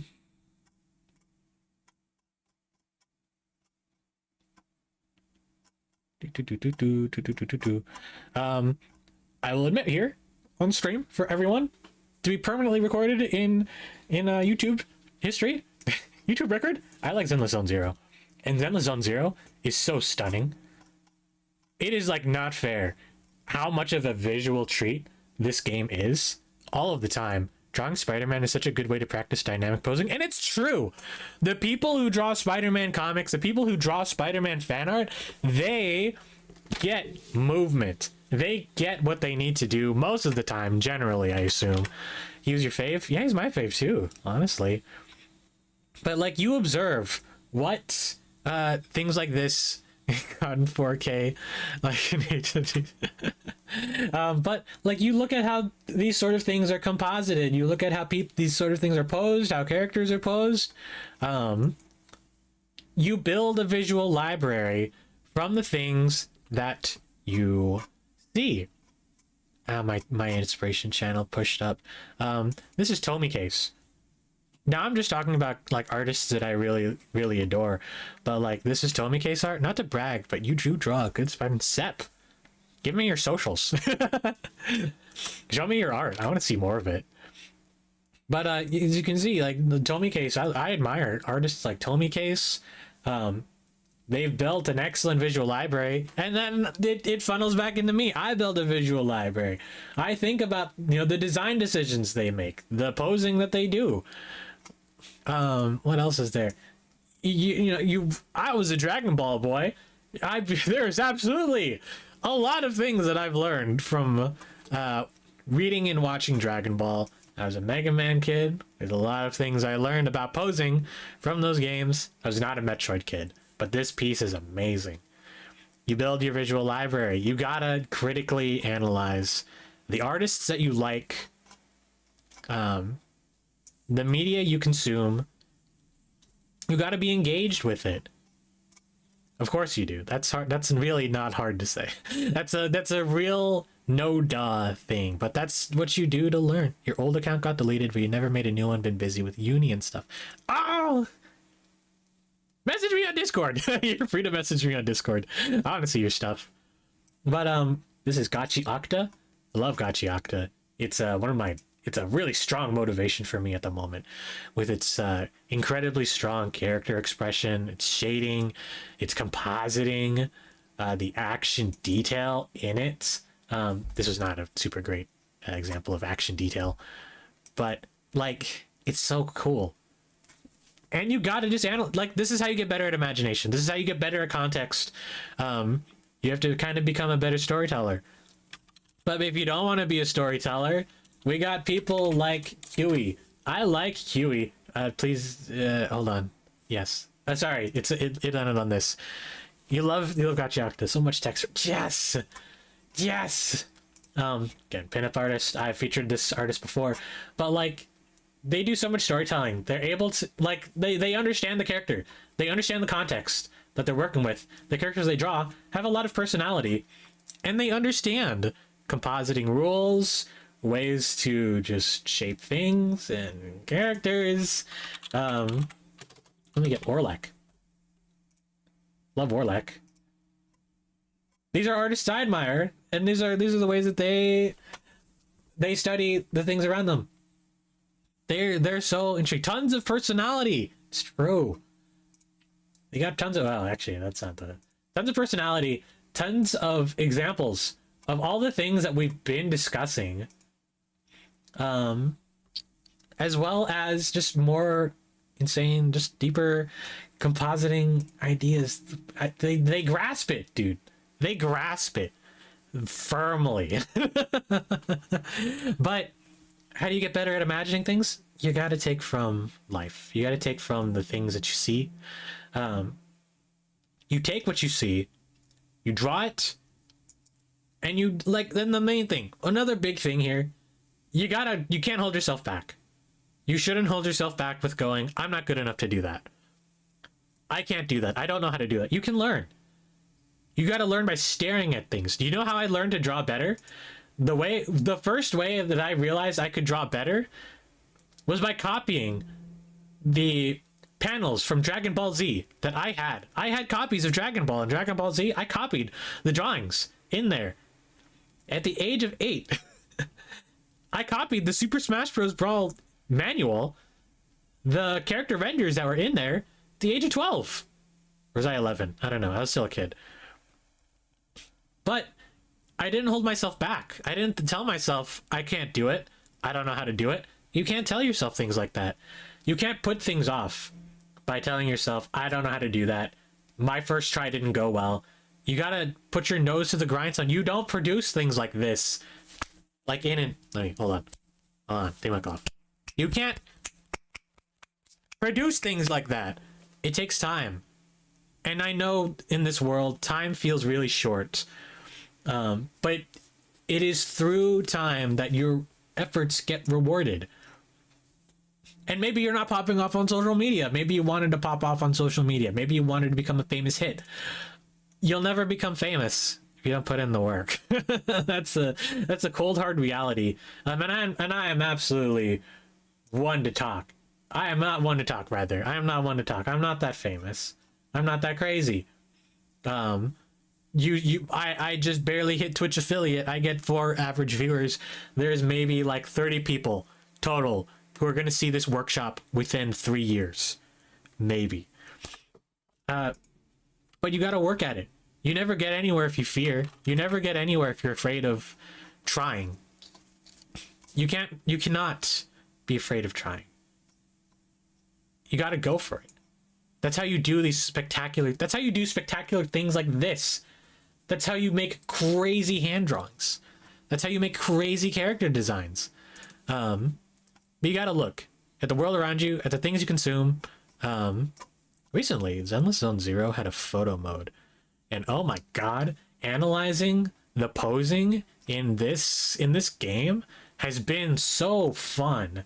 It has been so cool to see all of the work that they do, all the things that they understand about not just their character design, but also like just everything that goes into it and the posing. It's nuts. It's crazy.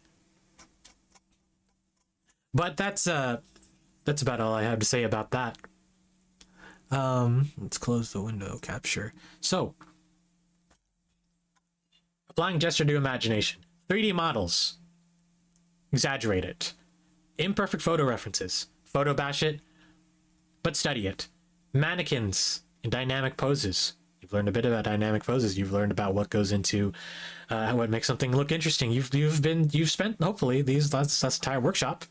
Stuttering, sorry. Hopefully you spent this entire workshop seeing the forms that we've been drawing, and you start to understand how solid lines of action look, what looks forceful.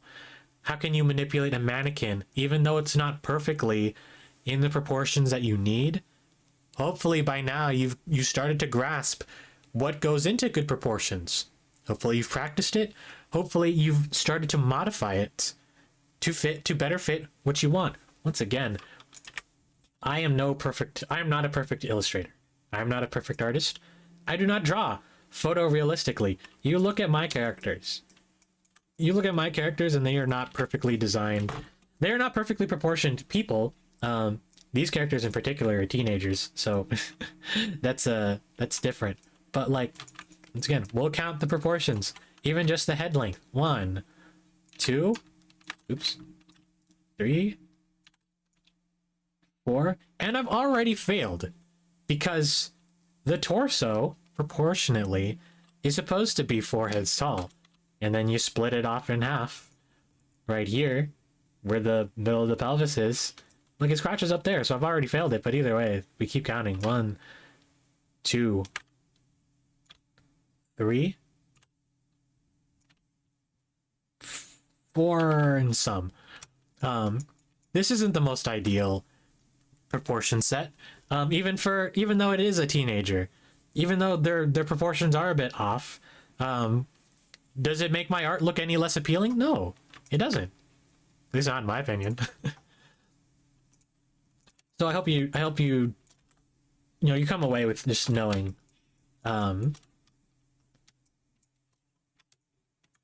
hopefully you've gained a start. Once again, the objective of this workshop was to give starting artists a baseline foundation for how to draw.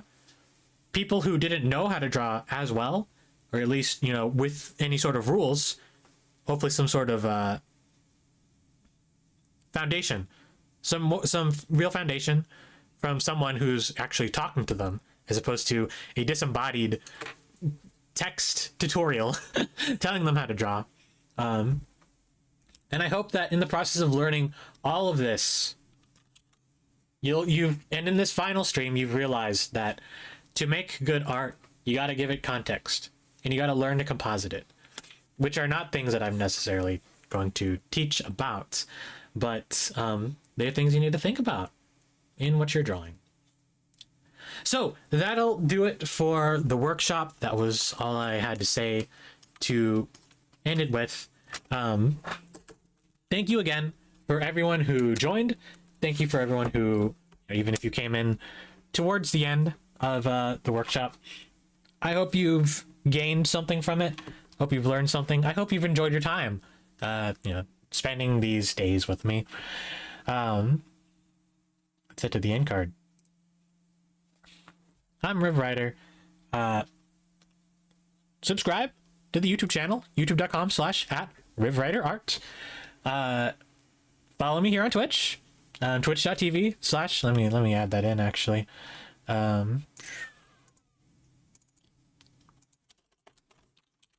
Twitch.tv/RivRider. Follow me here. We unlocked Twitch affiliate, so that'll be fun to do in the coming days. Make sure I stop recording this time. I stopped streaming and I stopped recording last time. Grr. Don't try to trick me. But follow me on the socials. Twitter is not here listed, and now for really good reasons. In case you didn't know, I don't know if this is totally real. I haven't been hit with this update yet, but apparently Twitter Grok can start to tag your photos as AI generated, even though it wasn't, and then it just feeds the AI. I hate it. Let me get that Blue Sky post. I did cross-reference some of the posts listed in that for examples. It sucks. And I'm leaving this in the VOD because I need people to be aware of this. I would like people to be aware of this. Hold on, we're heading back to class mode and I'm turning on the window capture. This is the person, milf.mom. Mind the rest of their profile.